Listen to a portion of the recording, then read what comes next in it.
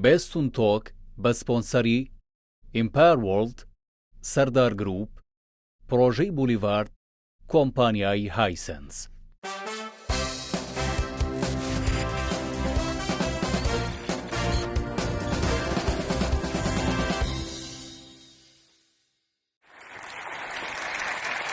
بەخێر بێن، هەموو لایەکتان بەخێر بێن، بەخێر بێن، بەخێر بێن.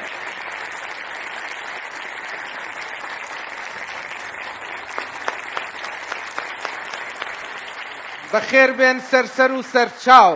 گەلێ خۆشحاڵ بووم ئەمڕۆ لێرە لە زانکۆی لوبنانی فەڕەنسی هەر هەمومان کۆبووینەتەوە بۆ ئەوەی ئەڵقەی سێمی بەرنامەی بێستون تۆک تۆمار بکەین. میوانێکمان هەیە، هەمووتان ئەزانن لە چەند خولەکی داهاتووە میوانەکە بانگێشتەکەمە ژوورەوە، بەڵام پێشەوەی میوانەکەمان بانگێشت بکەم ئەمەوێ پێتان بڵێم کە ئەمڕۆ لەم هۆڵەیە تەنیا خوێندکارانی زانکۆی لوبنانی فەڕەنسی نین. لە ماوەی یەک مانگی ڕابردووە لە نێوان ئەڵقەی دووەم تا ئەڵقەی سێم هەزاران کەس فۆرمی پڕ کردەوە بۆ ئەوەی کە بەشداری بکات لە بەرنامەی بێستون تۆک، لە ئەڵقەکانی داهاتووی بەرنامەی بێستون تۆک. و ئەمڕۆ لێرە لەم هۆڵەیە دۆستانمان، هاوڕێیانمان، خوشکان و براکانمان لە سلێمانیەوە، لە هەڵەبجەوە، لە زاخۆوە، لە سۆرانی خۆشەویستەوە، لەکوێی دیکەوە لە ڕاپەڕینەوە، تەنانەت لە گەرمیان لە خانەقینەوە، لە دهۆکەوە هاتوون و هەموو لێرە هەموو زانکۆکانی کوردستان لێرن. ئادی بزانم کێ لە سلێمانیەوە هاتووە؟ بەخێر بێن، بەخێر بێن. سلێمانی زۆر لێیە. لە دهۆکەوە کێ هاتووە؟ هون بخێراتن. لە زاخۆوە وابزانم ئەوەی زاخۆشە لەگەڵ دهۆکیەکان دەستی بەرز کردەوە. بەخێر بێن. سۆران، زانکۆی سۆران، بەخێر بێن. من پەیمانێکم ماوە بە خوێندکارانی زانکۆی سۆران، یەکێک لە باشترین ئەڵقەکانی بێستون تۆک لە زانکۆی خۆشەویستی سۆرانەکەین. ئەو پەیمانم جێبەجێیەکەم، دڵنیا بن لەوە. وابزانم لە هەڵەبجەوە، لە زانکۆی ئەمریکی سلێمانی، لە زانکۆی ئەمریکی دهۆک، لە هەموو ئەو شوێنانەوە دۆستەکانمان هاتوون و لێرە ئەمڕۆ کۆبووینەتەوە لەبەرەوەی دەنگی ئێوە گرنگە خۆشەویستان، لەبەرەوەی ڕەنگی ئێوە گرنگە و هۆکاری سەرکەوتنی ئەم بەرنامەیەش پرسیارە بوێرەکانی ئێوەیە، دیدگە و جیهانبینی ئێوەیە بۆ ئایندەی ئەم نیشتیمانە. لە هەرێمی کوردستان خۆتانەزانن بڕیاری هەڵبژاردن درا، 25 شوباتی 2024 هەڵبژاردن نەکرێ. سەرۆکایەتی هەرێمی کوردستان، سەرۆکی هەرێمی کوردستان ئەو ڕۆژەی دیاری کرد. وابزانم شتێکی زۆر گرنگە، ڕەنگە خەڵکێکی زۆر هەبن بڵێن جا هەڵبژاردن چییە گۆڕێ، بەڵام وابزانم هەڵبژاردن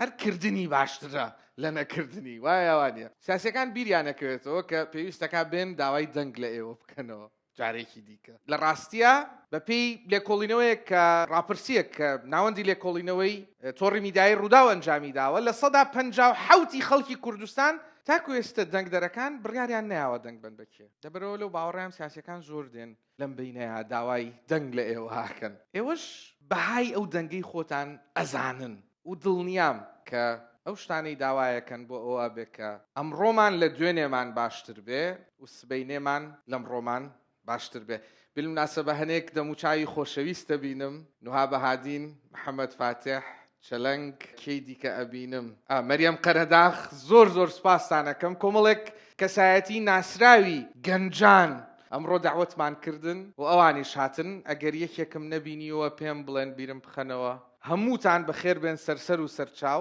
زۆر گرنگە گەنجەکان گوێیان لە دید و بۆچوونی ئێوە بێ، جیهانبینی ئێوە بێ، دەبەرەوەی هەر یەکێکتان لە جێی خۆتانەوە ئیلهامە بەخشن بە هاوتەمەنەکانتان بە گەنجەکان. ئێستا لەگەڵ منا پێکەوە بە هەر هەمومان پێشوازی لە میوانەکەمان بکەین، میوانێک کە بوێری ئەوەی پیشان ناوە بێتە ئەم بەرنامەیە، لەبەرەوەی ئەم بەرنامەیە قارەمانەکەتیایە ئێوەن ها، نە منم نە ئەو میوانەیە کە لێرەیە دانیشێ، نە میوانی ئەم ئەڵقەیە، نە ئەوانەی ڕابردوو، نە ئەوانەی داهاتوو. لە ڕاستیە ئەوان دێن بۆ ئێرە بۆ ئەوەی بکەونە بەر بێژنی پرسیارەکان و ڕەخنەکانی ئێوە، پرساندنیان لەگەڵا بکەن. بەڵام سیاسی جێری ئیشێوێ بۆی بتوانێ بێت لێرە ئەوە بکات و وەڵامی پرسیارەکانی ئێوە باتەوە. نوخشە بێ لە سیاسەکانی دیکەش قبوڵی بکەن لە شار و شارۆچکە و شوێنەکانی دیکەی کوردستان ڕوبەڕووی گەنجەکان ببنەوە و وەڵامی پرسیارەکان بنەوە. کەوابوو لەگەڵ منا پێکەوە بە بەخێرهێنانی بەڕێز کاک مەلا بەختیار بکەین،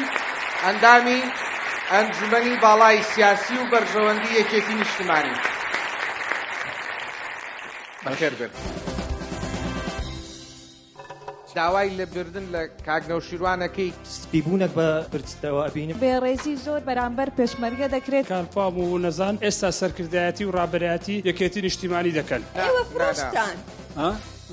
شانزەی ئۆکتۆبەر ئەڵێ ئەمەش جارخواکردن نییە کە دکتۆر نەجبەدین لە پشتیەوە کوژراوە. هەز دەکەم حزبەکانی ئێمە بوون بە مافیا بە فەرمی فەرمانی دەستگیرکردن بۆ وەها پەڵەبجەیی دیاری کرا. چەند متمانەت بە چاکسازی کابینەی نوێمی حکوومەتەیە چۆن ئەو مافەی من دەگەڕێنیتەوە. مەسەلەی هاوڕەگەزخواز ئازادیان پێ بدرێت. دڵداوی خواردەوە بینت لەگەڵ زاواکانت چۆنە؟ کەپسێکی لە ئەیە بۆ کەسێکی کامیان لە کاتی ماڕەبڕیندا دەستی تۆی ماس کرد. ژیانگۆڕینەوەی فەقیر و دەوڵەمان في خانقينا أكف الموت تطرقنا. مقابلەی وام نەدیوە پێ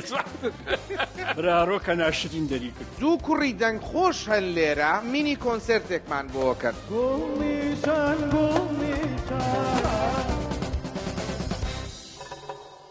دووبارە بەخێر بن. قوربانت سپاس دەکەم. ڕاچیە لەسەر ئەو قەڵە باڵغیە لە وابزانام هەموو باشووری کوردستان لێرەیە ئەمڕۆ.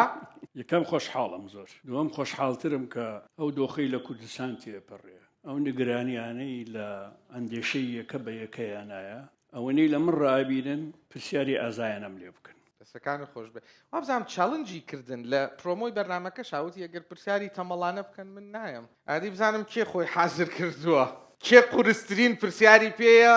یەکەم کە ساڵێ من خۆمەزانم چییە پرسم. ئەوکەی دەکوێوە دەست پێ بکەین بە خانمێک دەست پێ بکەین. فەرموو مایکەکەی زوو بۆ بەرن. جا هاوڕێیانی خۆشەویست لەبەرەوەی ئەڵلقەی یەکەم و دووەم نەمانتوانی بەباشی کاتەکە بەڕێوە بەرین. ئەم جارە بڕیارماننا کە تایمەرێک دانین یەک خولەک کات هەبێ بۆ پرسیارکردن. هەوڵ بن پرسیارەکانتان لە یەک خولەکە چڕ بکەنەوە بۆ ئەوەی بتوانین هەموو هاوڕێکانتان پرسیار بکەن و مافی کەس نەخورێ لێرە. ئەو کاتەی کە بەدەستمانەوەی بتوانین بە باشترین شێوە کەڵکی لێوەربگرین و بەکاری بێنن. ئەگەر مایکرۆفۆنەکە حازرە کاتەکەت دەست پێیەکە ئێستا. من جاریا زکرێ قوتابی زانکۆی سۆران پرسیارم هەیە بۆ مەلا بەختیار. ناترسن لەوەی دووبارە بە هەمان دیدگای ڕابردوو بگەڕێنەوە بەردەم دەرگای خەڵک. چیتان پێیە ئەم جارە بە تەمای چی؟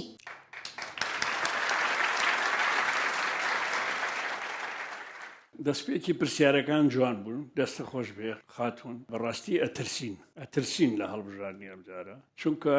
زۆرێک لە خەوە جوانەکانی ملەتەکەمان ئەبواە لە دوای ڕاپەڕین بێتە دی بەداخەوە کەم تەرخەمی تیا کراوە. ئەم کەم تەرخەمیە حزبەکانی کوردستان ئەترسێنێ. هیوادارم ئەو ترسە ببێت تەمایی ئەوەی سەراپا سیستەمی حکومڕانی لە کوردستان بگۆڕێ و بەرنامە و بڕیارەکانی حزبەکان لە قۆناغی ڕابردوو بگوازێتەوە بۆ قۆناغی باڵای هاوچەرخ و پێشکەوتووی دیموکراسی دادپەروەرانە. کە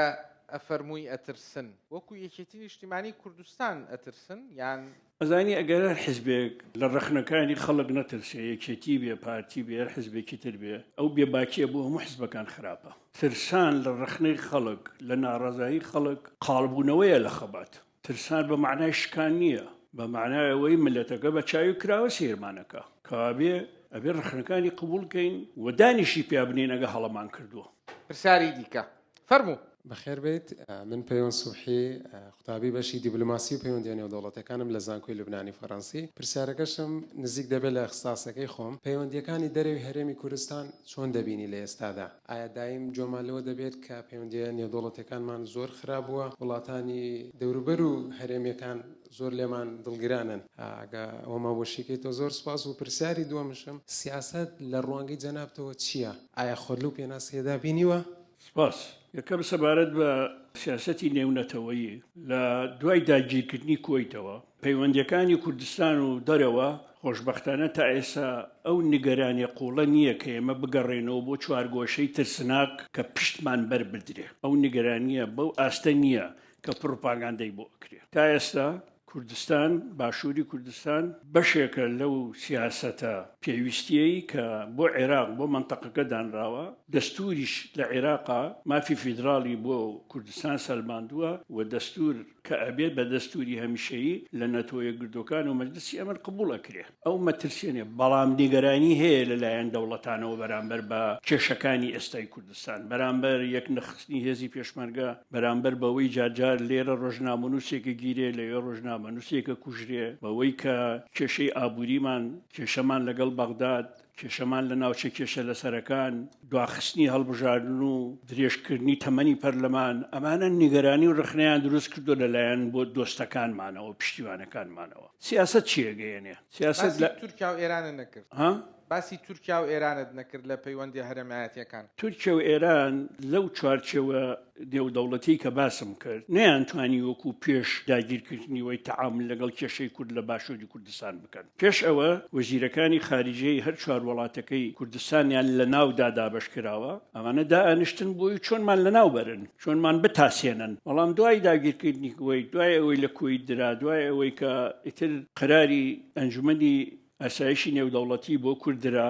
688 قەراری 688 درا هێڵی 36 یارە 688 عیبەکەی ئەوە بوو ئیلزامی قانونی تێ نەبوو، بەڵام بەرگری ئینسانی تیا بوو لە کورد لە دوای کۆڕەوەکەوە. بۆیە تورکیا و ئێران لە دوای ئەو دۆخەوە کە باسم کرد، تورکیا و ئێرانیش وەکو جاری جاران دا نەئەنیشتن لەگەڵ دەوڵەتەکانی ترا لە ناومان بەرن. بەتایبەتی لە دوای ڕوخانی سەدام عێراق خۆی دایناوە بە فیدراڵ، کەواتە یەکێک لەو دەوڵەتانەی کە پێش ڕوخانی سەدام دانیشت بۆی ئێمە لە ناوبەرێ عێراقیش بوو. عێراق خۆی دانینا بە فیدراڵ، وە کورد دەورێکی گەورەیە بوو لەوەی عێراق پێک بێتەوە. لەو ساوە ئێران تعاملێکی سیاسی، اقتصادی، ئەمنی دقیقتر لەگەڵ کوردستانەکە لە ڕوانگەی سیاسەتی خۆیەوە. تورکیا لە ڕووی ئابووریەوە پەیوەندێکی گونجاوی هەیە لەگەڵ عێراق و کوردستان. ئەم ساڵ 6 ملیار و 400 ملیۆن دلار تا ئێستا تا ئەم مانگە میزانی تجاری عێراق و تورکیایە لە کاتکەدا هی ئێران نیوەی ئەوەیە.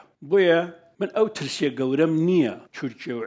ئێران وەکو زمانی و عوسمانی و سەفەوی بێنە سەرمان، ئەو ترسم نییە. بەڵام ترسم هەیە خۆمان وا بکەین، خۆمان کێشەکانمان چارەسەر نەکەین، خۆمان ئەو پاساوەی کەوتوتە دەست ئەوان و خەڵکی تر بۆ ئەوەی دژایەتی مان بکەن، ئەو پاساوانە لای ئەوان لاواز نەکەین، بێگومان زەرەرەکەین. بەڵێ لەسەرەوەی سیاست چۆنە بینی و جەنابەت خۆت ئەتوانی لەو پێناسەیە ببینیتەوە؟ هیچ شتێک بێ سیاست نییە. ئەو پرسیاری لێی کردم ئەو خوێندکاران ئازیزە سیاسیانە لێی کردم. ئەمانە هەمووی دانیشتون بۆ سیاست دانیشتون لەگەڵ من. بچیتە بازار دوو لەتنان بکڕی بە سیاست معاملەکەیت. ئەو ئێوە بە گران پێت بفرۆشە تۆ ئەتوێ بە هەرزان لێی بکڕی. معاملەکە سیاسەتە. تۆ ئەتوێ بڵێ وەڵێ ئەو نانە ئەوە ناهێنێ و بیسباتی کەی بابە ئەوە نەگرانە، ئەویش ئەوێ بڵێ بە گونگەکەمانەوەی ئەوە پارەکە حەقی خۆتە، حەقی خۆتە. لەبەرەوە هیچ شتێک بەدەر نییە لە سیاست. بەڵام بلای من سیاست هەڵقوڵاوی پێویستیەکانی نەتەوەکانە، هەڵقوڵاوی پێویستیەکانی کۆمەڵەکانە، هەڵقوڵاوی پێویستیەکانی چینەکانە، هی بیر و فەلسەفە جوانەکانە. سیاسەتی بێمۆڕاڵ خەتەرە. ئەوکەی سیاسەتی بێمۆڕاڵ خەتەرە. پرسیارێک لەسەر مۆراڵی سیاسی ئەمڕۆ لە هەرێمی کوردستانە کێ هەیەی لەسەر ئەوە؟ فەرموو. کاکمەلە بەختیار زۆر بەخێربەی. من زریان فازڵم، هەڵگری بروانامەی بەکالۆریۆس بابلین هەڵگری بروانامەی بەکالۆریۆس لە بواری سیاست و پەیوەندی دەوڵەتیەکان و دیپلۆماسی لەسەر مۆراڵی سیاسی. ئەوانەی کە ئێستا دەرچووی یاخود تابی خوێندکارن لە بواری سیاست و پەیوەندی دەوڵەتیەکان، پێشتر ئەو بەشە زۆر بوونی نەبوو، ئێستا کە بوونی هەیە. خەڵک دەیەوێت بزانێتن سیاست لەو ئاقارەی کە ئێستا لە هەرێمی کوردستان بوونی هەیە بەرەو چێ دەبردرێت، بۆ ئەوەی بزانێتن لە داهاتوودا مۆراڵی سیاسی ئەو کەسە دەیەوێت وەکو خود وەکو تاک دەیەوێت ببێتە کەسێکی سیاسی بۆ ئەوەی دۆخی هەرێمەکەی دۆخی نیشتیمانەکەی بەرەو دۆخێکی باشتر ببات. لەو ئەنجامەی کەوا ئێمە خەباتمان تێ کرد لەکوێ بووین هاتین بەرەو چێ دەڕۆین دەگەینە کوێ. یەکەم با ڕوونیکەینەوە مۆراڵی سیاسی چییە؟ مۆراڵی سیاسی دەربەستبوونە بە مەبادیئی سیاسی. زیاتر مەبادەکە چییە؟ دیکتاتۆریەت نایەڵی، کۆنەپەرستی نایەڵی، ئەڵتەرناتیڤەکەی بەدیلەکەی دیموکراسیە، دوای دیموکراسی دادپەروەریە، مافی ژنە، مەدەنیەتە. ئەمە ستراتیژە، یەک پاکێجە کە تۆ حزب دائەنیت حکومڕانیەکەی ئەبێ پاکێژەکە وەکو ستراتیج خانە بە خانە لەبەر چاوت بێ. تۆ پابەند بیت لە ئەوڵەوە دروشم بەرزەکەیتەوە ئەم بەڵێنان هەموو بە خەڵکە دەی، دوایی پاشگەزە بیتەوە دەخێر پێچەوانەکەی ئەسەپێنی. ئێمە بێمۆڕاڵیە لە سیاسەتە، چاوەشەکردنی خەڵکە لە سیاسەتە. باشە؟ یعنی تۆ دیەی دژی فاشێتی عێراق ئەوەستی بۆی دیموکراسی بێتە سەر حکوم، بۆی ئازادی بێتە سەر حکوم. خۆت دێ ئازادی سەرکوتەکەیت، ئەمە نابێ، ئەمە بێمۆڕاڵیەکەتە. بە نمونە بۆمان ڕوونکەرەوە چۆن باسی کێیەکەی زۆر بەگشتی من بە نمونە بێنمەوە. زۆر جارام قسەیەم کردووە، ئێستا فرسەتێکی باشە باشتر جۆم لێ بگیری بۆ ئەم قسەیە. زۆربەی شۆڕشە چەکدارەکانی دنیا لە کاتی شۆڕشە ئازا و قارەمان بوون و سەرکەوتنی سیاسیشیان بەسەر داگیرکەران و دوژمنەکانیانە هێنا. بەڵام بەشی زۆری ئەم شۆڕشانە لە بنیادی حکومڕانی دیموکراسی و دادپەروەریە شکستیان خواردووە. یەکێتی نیشتیمانی کوردستان، پارتی دیموکراتی کوردستان، بەرەی کوردستانی ئەو شکستەی خواردووە کە جەنابەت باسیەکەی بەری کوردستانی و پێش بەری کوردستانی یەکێتەکەی ئێمە و پارتی و حزبەکانی تر سۆشیالەس حزبی شوعی هەبووین لە شاقا ئەتوانم بڵم بەشی لایەنی زۆری خەباتەکەیان قوربانیدان و ئازایدی و فیداکاری بوو بێکەم و کوڕی نەبوو بێ عیب و عار نەبوو یەکێک لە پڕ عیب و عارترین ئەوەیە کە شەڕی ناوخۆمان کرد بەداخەوەی ئێستا شانازی بە شەڕی ناوخۆوەکە شانازیەکە کە دیری کوشتووە ئەمە عیب و عارەکەمانە بەڵام ئەگا هاتینە سەر حکوم لە راپەڕین تا ئێستا 32 ساڵە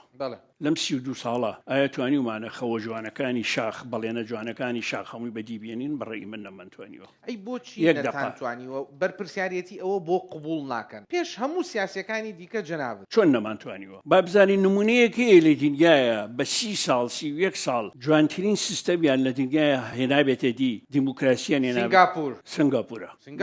سنگاپورە بە 30 ساڵ لیکوانیو سەرۆکی ئەوام بوو لە لەندەن دکتۆرای هێنا گەڕایەوە وڵاتێک هەموو وڵاتەکە 180 ماسی گریتیا بوو هیچی تریتیان نەبوو نەنەوت نەجەوت هیچی تریتیان نەبوو حزبێکی دامەزران چوو هەڵبژاردن بردیەوە لە 65ەوە هەتا ساڵی 95 دوای 30 ساڵ سنگاپورە لە دواکەوتترین وڵاتی دیدا بوو بە پێشکەوتترین وڵاتی دیدا باشە وڵاتێک نەوتی نەبێ غازی نەبێ زراعەتی کەم بێ ئەزماعی دەستێوەردانی ئیقلیمی تیا بێ بووە بە 30 ساڵ بتوانێت ببێ بە دەوڵەتی نمونەیی بۆ ئێمە لە دوای 32 ساڵ 40 میلیارد دلار تقریبا قەرزدارین بۆ لەبەرەوەی پرسیارەکە زۆر ڕۆشنە ئەویش ئەوەیە یەکەمین شت کە ئێمە بەداخەوە سەر نەکەوتینتیایە استراتیژی ئابووری ئێمە سیاسەتی ئابووری ئێمە سەر نەکەوتین لە تورکیا ڕێککەوتنی 50 ساڵەمان کۆتایی هات محکەمەی پاریس بڕیاریدا ئەو سیاسەتە نەوتیەی ئێمە گرتومانێتە بەر و گرێبەستەکان لەگەڵ کۆمپانیەکانی دنیا قبول نییە عێراق وا بینن عێراق وردە و دەچۆن بەرجەکان ئەسەپێنە بەسەرمان نەک نەوتەکە داهاتی نانەوتەکەیشی لە ئێمەوێ دەیمن لێوە پرسم لە تورکیا لە پاریس لە کۆمپانیەکانی دنیا لە کوردستان لە بەغداد لە سۆمۆ ئێمە سیاسەتی ئابووری نەوت غازمان سەرکەوتو نەبوو بێ بێگومان تەبعاتی ئێمە لە ڕووی سیاسیەوە لە ڕووی کۆمەڵایەتیەوە دڵنیام ئەمەش ڕۆژێکەوە من قسە بۆ ئەم خوێندکاران ئازیزەکەم بە ئەمانەتە ئێڵێم ئەو شکستە ئابووری ئێمە تووشمان بووە و هەڵەکانی خۆمان دەوری دیوە بەغاوە ئێستەزاڵ بێ بەسەرمانە وردە فشاری سیاسیشمانە خەنە سەر فشاری دەسووریشمانە خەنە سەر فشاری ئەمنیشمانە ئەگەر لە شخصی فشاری ئەمنی بڵێ فشاری ئەمنی وەکو چی بەغدادی خاتە سەر فشاری ئەمنی یەکەم بەسەر لێمە 150,000 گریمان 150,000 هێزی شەکدارمان هەیە دەوڵەتی عێراق وردە ئێوێ مرکزیەتی دەوڵەتی عێراق زاڵکە بەسەر فیدراڵەتی دەوڵەتی عێراق ینی فرەڕەهەندێکە بکە بە تاکڕەهەندی بەهندبێنی دێت لەگەڵ مندانیشێوە فیدراڵن نفوستان ئەو پەڕەکەی 7 ملیۆن کەسە ئەم 7 ملیۆن کەسە پێویست ناکە 160,000 چەکدارتان هەبێ مەفروزە 70تانە بێ 80تانە بێ باشە نەخێر مادەی 140 هەڵێ مادەی 140 لە کاتێکی نەگونجاوە بە پەلەپەل بڕیاری لێدرا و خۆم ئەمەم بیستووە لە سیاسەت مەدارەکانی عێراق و ڕەدیشم داونەتەوە هەر لە بەغداد ڕەدم داونەتەوە یعنی خاتە ڕاپرسی مادەی 140 هەموارە کاتەوە نەخێر ئێستا قانونی نەوتی و غاز بەڕێوەیە قانونی ئەمنی وەتەنی بەڕێوەیە قانونی مەجالیسی ئیتیحادی بەڕێوەیە هەرسێکی بە ئەکسەریەت و ئەقەدەت لە پەرلەمانی عێراق تێپەڕێنن زەرەری ئەمیتیایە لەم فەشەلەیە کە باسیەکەی بە شخصی بۆ خۆت چەندێک خۆت بە بەرپرسیارە زانیت و لە چیا خۆت بە بەرپرسیارە لە بەرپرسیارەتی ڕناکەم کاکە بێستون ئازیزان هەمووتان دانیشتون کورد دەڵێ مەڕ بە پێی خۆی و بزن بە پێی خۆی هەڵەواسرێ هەرێکەوە بە پێی خۆی هەڵەواست من ئێستا 5 ساڵە بێ دوورکەوتمەوە لە دەسەڵاتی سیاسی لە 180 دوورکەوتنەوەم لە دەسەڵاتی سیاسی ئەو نیگەرانیانەیە کە ئێستا باسیەکەم پێشتر باسیەکەم ئەتوانم تا 100 وتار بۆ ئەمانە بکەم بە نامێلکەیەک و بینێرم کە لە 10 ساڵی ڕابردوو من ئەم مەترسیانە بخستۆتە بەرچاوی خەڵک لەسەر وتارەکانی چاودێر 2016 لە زانکۆی سلێمانی کۆڕێکم هەیە بە تۆمارکراوی ماومە بەگشتی ئەم پێشبینیانەم کردووەکەوە بەسەر کوردستان دێت دوایەوە هاتووم بۆ لای جەنابی کاک مەسعود چوون بۆ لای جەنابی کاک کۆستەت چوون بۆ لای جەنابی سەلاحەدین بادین چوون بۆ لای جەنابی عەلی بافی 4 ساڵم وبەر چون بە کۆنگرێکی نیشتمانی ببەستین ئەم کێشانی کە هەیە و علاقەی بە حزبەکانی چارەسەری بەداخەوە تا ئێستا ئەو کۆنگرە نیشتیمانی حزبە سیاسیەکانمان نەبەست بۆ ئەو کێشانە چارەسەر خۆم 5 ساڵە وەکوتم هیچ مەسئولیەتێکی ئەم هەڵانە هەڵناگرم کە ئێستاە بەڵام پێش ئەوە مەسئولی کارگێڕی یەکێتی بووم ئەندامی کارگێڕ بووم مەسئولی ڕێکخراوە دیموکراتیەکان بووم ئەوەی پێم وتراوە وتومە بەڵام تا ئەو چرکە ساتەی خۆ حافیزیم لە کارگێڕی مەکتەبی سیاسی کردووە هەڵەکانی یەکێتی منیشیتیام بە هەر هەموویەوە هەڵەکانی یەکێتی منیشیتیام پشکی بەرمنەکەوێ تا چ ساڵێک بە دیاری کرا تا دوای چوارەمین پێش چوارەمین کۆنگری کێتی بە سێ ساڵ من خواحافیزم لێ کرد. بەڵام پرسیارەکە ئەو 5 ساڵە سیاسەتوان خەڵک چاوەڕێی وتارنووسینی لێ ناکە، ئەوەنەی چاوەڕێی ئاکشنی لێ ئەکا، ئەوەنەی چاوەڕێی کردداری لێ ئەکا. ئەگەر جەنابەت بێی گلەی بکەی بڵێ وەڵام من پێم وتن بە قسەیان نەکردم، بەڵام خەڵکانێکیش کە پێشمەرگە بوون لەگەڵ جەناب تا ئەمڕۆ ئێخەتەگرنەوە پێتەڵێن ئەڵێن ئێمە بۆیە پێشمەرگەی تۆ بووین، بۆیە دەنگدەری تۆ بووین، بۆیە پشتیوانی تۆ بووین، بۆی تۆ گۆڕانکاریەکە بخوڵقێنی بیێنی تەکایەوە. ئەگەر هەر قسەکردن بێ ئێمە شەیکەن کە لە نەتیجەیە یەکەم کەس پێشمەرگە منەوە هەمومان پێشمەرگە کوردستان بووین، منیش لەگەڵ ئەو پێشمەرگانەی پێشمەرگە خەڵکێکی زۆر هەبوون جەنابتیان بە سەرکردەی خۆیان نەبینی، بەفەرمانگەی خۆیان نەبینی. ئێستاش هەیە، من هیچ لاریم لەوە نییە، من باسی پێشمەرگایەتی بۆ کوردستانەکەم. ئەوە یەکەم. دووەم بەش بە حاڵی خۆم ئەو قسانەی لە شاخ کردومە لە شاریش دووبارەم کردوێتەوە لە کۆبوونەکەن مەکتەبی سیاسی لە مەکتەبی سیاسی یەکێتی و پارتی لە کۆبوونەوەی هەر 17 حزبەکان بۆ ڕفراندۆم اینجا لە کۆبوونەوەی نهێنیە لەگەڵ جەنابی مامجەلالە لەگەڵ هەموو حزبەکانە من جەختم لەوە کردوێتەوە گەندەڵی لە کوردستان کۆتایی پێنێنن تووشی گەورەترین چەربەساریە بین لە کوردستانە. بە بەردەوامی منام قسەم کرد بە بەردەوامی. زۆر باشە. پرسیار سڵاوتان لێبێ و کاتتان باش. کەمال عەبدوڕەحمانم لە زانکۆی سۆران. یەکەم بۆی دەست پێ یەکەم کە بەڕێستان ناوی تەواوتان حکمەت محەممەدە. ناوی پێشگری مەلا بەختیار لە چیەوە هاتیە کە بەجددی وەکو وایە بە فەلاحەک بڵێ فیتەر ئەوەندە حکمەت محەممەد کەریم با کاتەکەم ناوە. دووەمیان سەبارەت بە پلاتفۆرمی دابڕان کەەوە مەوزوعی دیکەیە. کاک مەلا بەختیار سپیبوونێک بە پرستەوە ئەبینم وەکۆی کە پێشتر لە پشت مۆبایلەکیەوە دیتیتم. سپیبوونێکیش بە دابڕانیوە ئەبینم هۆکارەکەی ئابوووریە یاخود هۆکارەکەی ساربوونەوەی جەنابتە لەسەر ئەوەی کە بەڵێ ئەو میلەتە دانا بڕێندرێت. پرسیاری سێمیشیان ئەو پرسیارم ڕقە داوای لێبوورنەکەم دووبارە. نەرمیەکەم نەرمی. کاک مەلا بەختیار تازە گوتی ئەو قسانەی کە لە شاخ کردیتم لە شاریش ئەو قسانم کردی. ئاوەک پێش ئێستا ڕەخنەکی زۆر بە توش هاتکەوەی کە کتێبەکەت بڵاو کردەوە لەسەر بەڕێز نەوشیروان مستەفا. نەک لەسەر بەڕێز ئەفۆ مەبەستم کتێبەکی 400 لاپەڕەیی بۆ ئەوە باسی ینی یاداشتەکانتە کردو بەڵام لەوەی تقریبی 30 لاپەڕەیەک باسی نەوشیروان مستەفات کرد بەڵام کەی دوای مردنی بەڕێزیان. ئەو قسانەش لۆ ئەو کاتی لە شاخیش نەتەکرد. سوپاس. یەکەم سپاسانەکەم کە ناوی بەڕێز نەوشیروان هات ڕێستان لێگرد و چەپڵەتان بۆ لێدا. زۆر سپاسانەکەم. ئەوە یەک. دووەم بابێن بەسەر ناوەکەم من کاتی خۆی 75 مختەفی بووم ئەمری گرتنم دەرچوو بوو کۆمیتێ هەرێمەکەمان هەبوو شەید ئارام سکرتێری کۆمەڵە بوو ئەمانوی شۆڕش بکەین هەر یەکە ئەبوایە نایەک بۆ خۆمان هەڵبژێرین. من ئەو کاتە زۆر مەلە ئاوارەی ڕۆژهەڵاتی کوردستانم بەدڵ بوو مەلە ئاوارە ناویشم بە نهێنی بەختیار وتم ناوم بنێن مەلە ئاوارە. شەیدارام زۆر زیرەک بوو وتی کێ ئەڵێ تۆ لە مەلە ئاوارە تەمەنی سیاسیت زیاتر نابێ و ناویشت زیاتر دەرناکەی. شەید ئازادەوەرامیش دانیشت بوو وتی خۆی ناوی بەختیارە وا پێی بڵێن مەلا بەختیار. هەر چەند وتم با بە نابێ و بەختیار و ناویکی تر هەڵبژێرین سوودی نەبوو مەلا بەختیارم بە باڵایە بڕا تا ئێستا ڕۆشت. ئەوە چیرۆکەکەی. سەبارەت بە دابڕان سیاسەتێکی ڕۆشنگەری واقعیە لە چوارچێوەی ئەرکەکانی دیموکراسی ڕۆشنگەری زەرورەتێکی تاریخیە لە هەموو دنیاە چۆن عەسری نەهزا ئیسلاحی دینی اینجا ڕۆشنگەری عنی تەنویر لە دنیاە پەیڕەو کراوە ڕۆشنگەری بۆ کوردستانی زەرورە ڕۆشنگەری لە سەردەمی پیرەمێر دەستپێکە برای مەحمەد لە گۆڤاری گەلاوێش قوڵیەکە قۆناغی سێم ئێمە بەردەوامین لەسەر بەبێ ڕۆشنگەری ینی بەبێ ڕۆشنکردنی عەقڵە تاریکەکان مەحاڵە دیموکراسی لە کۆمەڵا بێتە دی مەحاڵە کاکە. سەبارەت بە کتێبەکەش کتێبەکە 462 لاپەڕەیە بە دیکۆمنتەکانەوە 573 لاپەڕەیە. یەکەم کاکە ئێستا لینین چەند ساڵە مردووە لە 2024ەوە مردووە 100 ساڵە مردووە. ئێستا هەموو هەفتەیەک تێ ناپەڕێ کتێبێک لەسەر لینین نەنووسرێ. ئێمە ئاشنانین بە مەنهەجی نەقدی نووسینی تاریخ. من پێمان وایە سەرکردە کە مرد ئەچێتە قاڵەوی دار و شەخصەوە ئیتر نابێت تخنی بکەویت. نەبابەوانە سەرکردە ملکی ئەم مڵەتەیە زیندوو بێ ملکی ئەم نەتەوەیە کۆچی دوایش بکە شەهیدیش بێ ملکی ئەم نەتەوەیە بە چاکەوە خراپە بە گەشی و خامۆشی ئەبێ هەڵبسەنگێنرێ. من بەش بە حاڵی خۆم کتێبەکەم کەمترین لاپەڕەی لەسەر خاڵی خۆشبوو کاگنۆشیروانە کەمترینی نەک زۆرترینی ئەوەی کە لە شاخ نەمتوانی بێ وەڵامی بدەمەوە تکایە ئەم معلوماتە ڕاستکەرەوە. من لە شاخ لە نەوشی نەوشیروان مستەفە جیا بوومەتەوە ئاڵای شۆڕشم دروست کردووە چۆن نەمتوانی ڕخنەی لێ بگرم ئەخ چۆن نازانم تێناگەم لەم معادلەیە یعنی بێەوەی ورد ببنەوە هەموو ڕووداوەکان لەبەرچاو بگرن اینجا حکوم بدەن بر ساڵی 1970 ناکۆکیی قوڵ لە بینی ڕوتی ئێمە کە بوو بە ئاڵای شۆڕش و لە بێن ئەو ڕەوتە کە ئێمە ململانیمان لەگەڵ کرد کاگدەشتوان ڕابەرایەتیە کرد ململانێکی قوڵ کەوتە بێنمان ساڵی 1970 نامیلکە کەوتە بێنمان ساڵی 1984 گەیشتینە ئاڵای شۆڕش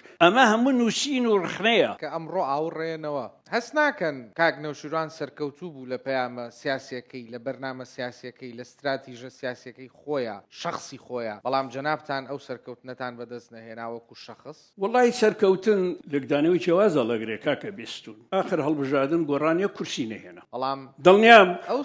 ئەو کاتێ ئەوانە کورسیان نێنەوە خانەقینەکان لێرە دانیشتون من 2 ساعت چوومە خانەقین کورسیەکەم بۆ خانەقین هێنا 2 ساعت ئەوە هەموو خانەقینەکان لێرە دانیشتون 2 ساعت گەشتێکم بەلانەوە خانەقینا کرد سۆزانی خوشکی شێت حوسێن مەنسوورمان دەرکرد بە 2 ساعت کەوابوو ئەم جارە ئەگەر تورێک بۆ یەکێتی بکەی 36 وابزانام 36 شارۆچکە هەن لە هەرێمی کوردستانە هەر شارۆچکەی 2 ساعت تورێ بکەی 36 کورسی بۆ یەکێتی هێنی بۆچی بۆیان ناهێنی نا ئەوها ناوە من ماتماتیک نییە من خانەقین خۆم خەڵکی خانەقینم 54,000 تعریبم لە خانەقین دەرکردووە 3 کۆلیجم لە خانەقین دامەزرانەوە 3 پەیمانگام لە خانەقین دامەزرەوە کارەبا ئاو خەدەمات نازام چی زیاد لە 40 گەڕەکمان لە خانەقین دروست کردووە بەدەیان ملیۆن دلارم بردووە بۆ خەدەماتی خانەقین تاک بە تاکی خانەقین ئەمەی لەبەرچاوە بەس تعریبەکە بەسە 54,000 تعریبم دەرکردووە لە چه شارێکی تعریب کرد لە خانەقینەوە هاتووە ئەو کەی با جۆمان لێت بێ یەک دقە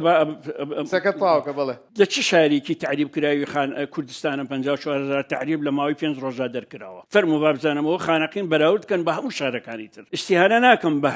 توانای کەس بەڵام ئەوەی لە خانەقی کراوە هاوتای کەمە لە کوردستان ساڵی 2003 بەڵێ داوای لە بردن لە کاک نەوشیروانەکەی چەند متمانەت بە چاکسازی کابینەی نوێمی حکوومەتەیە بێڕێزی زۆر بەرامبەر پێشمەرگە دەکرێت دوای 500 ملیۆنی دژیوە چۆن ئەو مافەی من دەگەڕێنیتەوە مەسەلەی هاوڕەگەزخواز ئازادیان پێ بدرێت دەنگ بدەم بە برای ڕابەری سەلەفیەکان زۆر لاوازن و دەبنا پێناسەی کەسایەتی ئیرادە و بەهێز بە فەرمی فەرمانی دەستگیرکردن بۆ وەها هەڵەبجەیی دیاری کرا ئێوە فرۆشتان ئەمەش جار خواردکردن نییە کە دکتۆر نەجمەدین لە پشتیەوە کوژراوە هەست دەکەم حیزبەکانی ئێمە بوون بە مافیا کارفام و نەزان ئێستا سەرکردایەتی و ڕابەرایەتی یەکێتی نیشتیمانی دەکەن باشە برای پارتی سپاس دەکەم بینت لەگەڵ زاواکانت چۆنە کەپسێکی لە ئەیە بۆ کەسێکیکە کامیان لە کاتی ماڕەبڕیندا دەستی تۆی ماس کرد ژیانگۆڕینەوەی فەقیر و دەوڵەمان في خانقين أكف الموت تطرقنا مقابلەی وام نەدیوە پێچ براڕۆکە ناشرین دەری کرد 2 کوڕی دەنگ خۆش هەن لێرە مینی کۆنسەرتێکمان بۆ کرد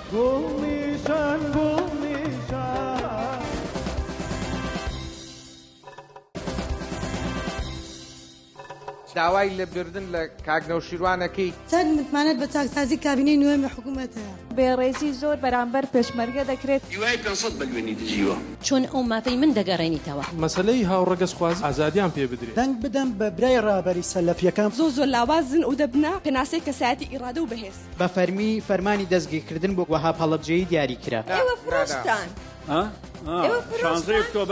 ئەمەش جار خواردکردن نییە کە دکتۆر نەجمەدین لە پشتیەوە کوژراوە هەست دەکەم حیزبەکانی ئێمە بوون بە مافیا کارفام و نەزان ئێستا سەرکردایەتی و ڕابەرایەتی یەکێتی نیشتیمانی دەکەن باشە برای پارتی سپاس دەکەم بینت لەگەڵ زاواکانت چۆنە کەپسێکی لە ئەیە بۆ کەسێکیکە کامیان لە کاتی ماڕەبڕیندا دەستی تۆی ماس کرد ژیانگۆڕینەوەی فەقیر و دەوڵەمان في خانقين أكف الموت تطرقنا مقابلەی وام نەدیوە پێچ براڕۆکە ناشرین دەری کرد 2 کوڕی دەنگ خۆش هەن لێرە مینی کۆنسەرتێکمان بۆ کرد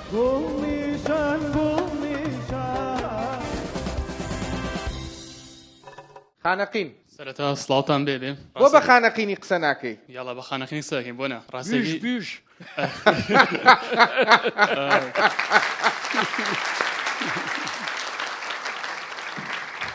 ڕاستەکەی لەوانەس لە بیردان بوو کە وەخت ڕێفراندۆم خانەقین بەرزترین ڕێژەی بەڵێ هاورد لە کوردستان بەس بایدە سەرواقع و ڕاستی خانەقین کەمترین شارە لە کوردستان خزمەت کریایە مقارنەوە ئەوخانتر خاستەنیسە دوای ڕێفراندۆم لای عراق ئێهمال کریایە ئەوە متەوەقع ینی پێشبینی کراوە چکە خانەقین سەدان شۆڕژگەری گەورەی کوردی لێ دەرچوو بەڵام عەجیبە کە لەلایەن حکوومەتی کوردستانیشەوە تا ئێستا خزمەتێکی وانە کراوە خانەقین ڕاتان چییە لەسەرەوە و بۆ ئەم شتە ڕووی داوە کاک بەختیار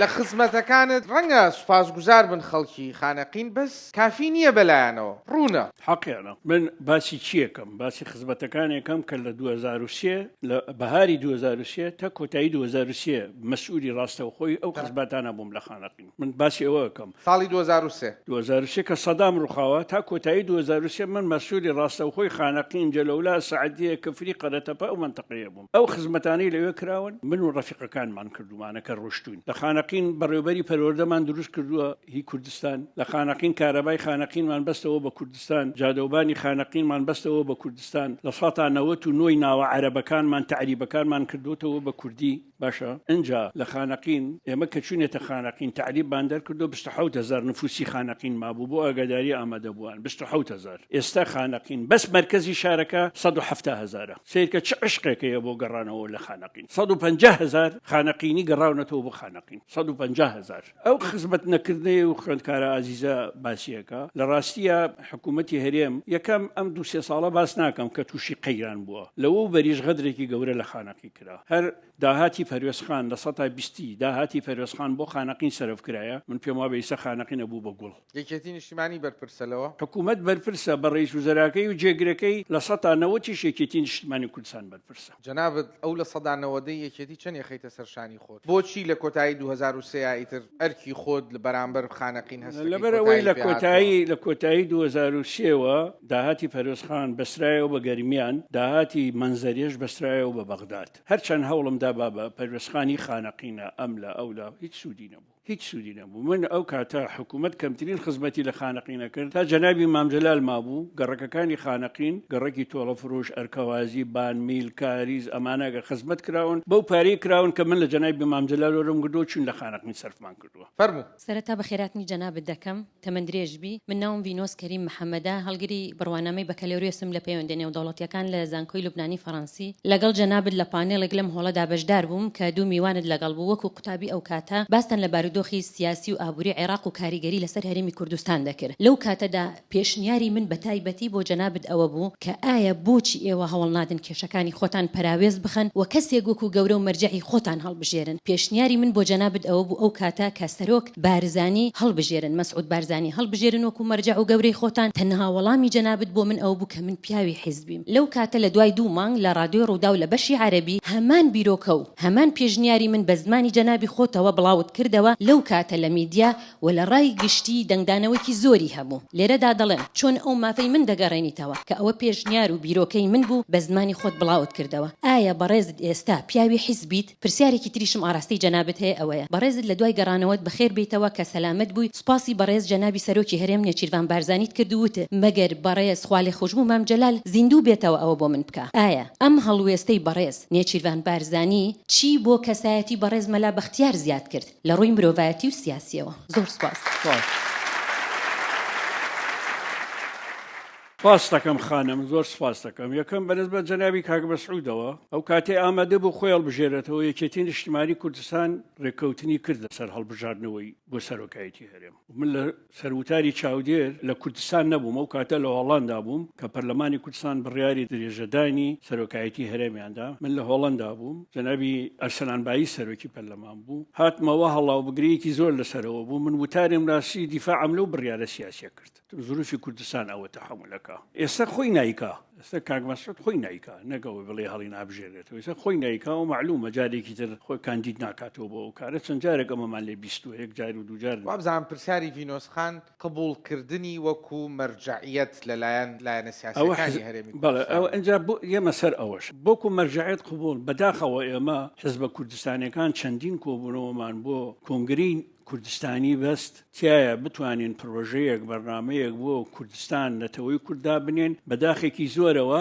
ناکۆکیەکانی ناو حزبەکان بەبێ بمێ بچمە ناو تەفاسیل ناچمەتەوە تەفاسیل هەموو شێزانم نەگەیشتنە هیچ نەتیجەیەک یەکێک لە خاڵەکان کە نەگەیشتنە نەتیجە کێ ببێ بە مەرجع و سەرۆکی نەتەوەیی یەکێک لە خاڵەکان ئەموو بە بەداخەوە نەگەیشتین ئیتر کۆبوونەکان ڕاگیرا کۆبوونەش ڕابیگیرا من قبوڵم بێ قبوڵم نەبێ کە حزبە کوردستانەکان ئیجماعیان لەسەر مەرجعی سیاسی نەبێ نابێ نابێ و پێشم وایە جەنابی کاک مەسعود خۆیشی ئەگەر ئیجماعی لەسەر نەبێ قەت مەنسەبی وا قبول ناکە قبولی ناکە ئەمە یەک لە ڕاستیا پرسیاری یەکەمی هێشتا وەڵامەکەت نایەوەتەوە ئەوڵێ ئەمە اقتراحی من بووە باشە جەنابەت لە دانیشتەکەی هاوتوتە نا من پیاوی حیزبم ئەم اقتراحە قبول ناکەم کەچی دوایی خۆت شوویت نووسیوتە وەکو اقتراحی خۆت کردوتە بە وتارێک نازانم من وەکو اقتراحی خۆم نەمنووسیوە ئەگەر کەرێمیکەی نەمنووسیوە اقتراحی خۆم شتیوا نازانم ڕەنگە لە چاوپێکونا قسێکم کردبێ لەو بابەتەوە بۆت وەکو وچیشم کە کراوە بە سۆریکێرە من مەقالم نووسیوە تەیدم کردووە لاریم لەوە نەبووە هێشتا خۆت بە پیاوی حیزب ئەزانی بەڵێ من ئەندامیان ژمانی باڵای یەکێتین نیشتیمانی کوردستان و شانازیش بە یەکێتین نیشتیمانی کوردستانەکەم تا ئەو دقیقی تیا بم بەڵام هەڵوێستیشم تیا هەڵوێستیشم بەو پەڕی ڕاشکاوی لەسەر هەڵەکانی یەکێتی لەسەر پاشەکشەکانی یەکێتی دەربڕیوە ڕخنەکانم دەربڕیوە دوو هەفتەیە دوو پەیامی ڕنگ و دەنگی خۆمم بڵاو کردێتەوە پێما بێ لە 150 کورد گویان لە قسەکانم بۆچی وا بزانم سەرکردایەتی یەکێتیش زۆر لە جەنابەت ڕازی نییە ئەوانیش ڕخنەیان زۆر لە جەنابەت هەیە گردنیان ئازاد بێ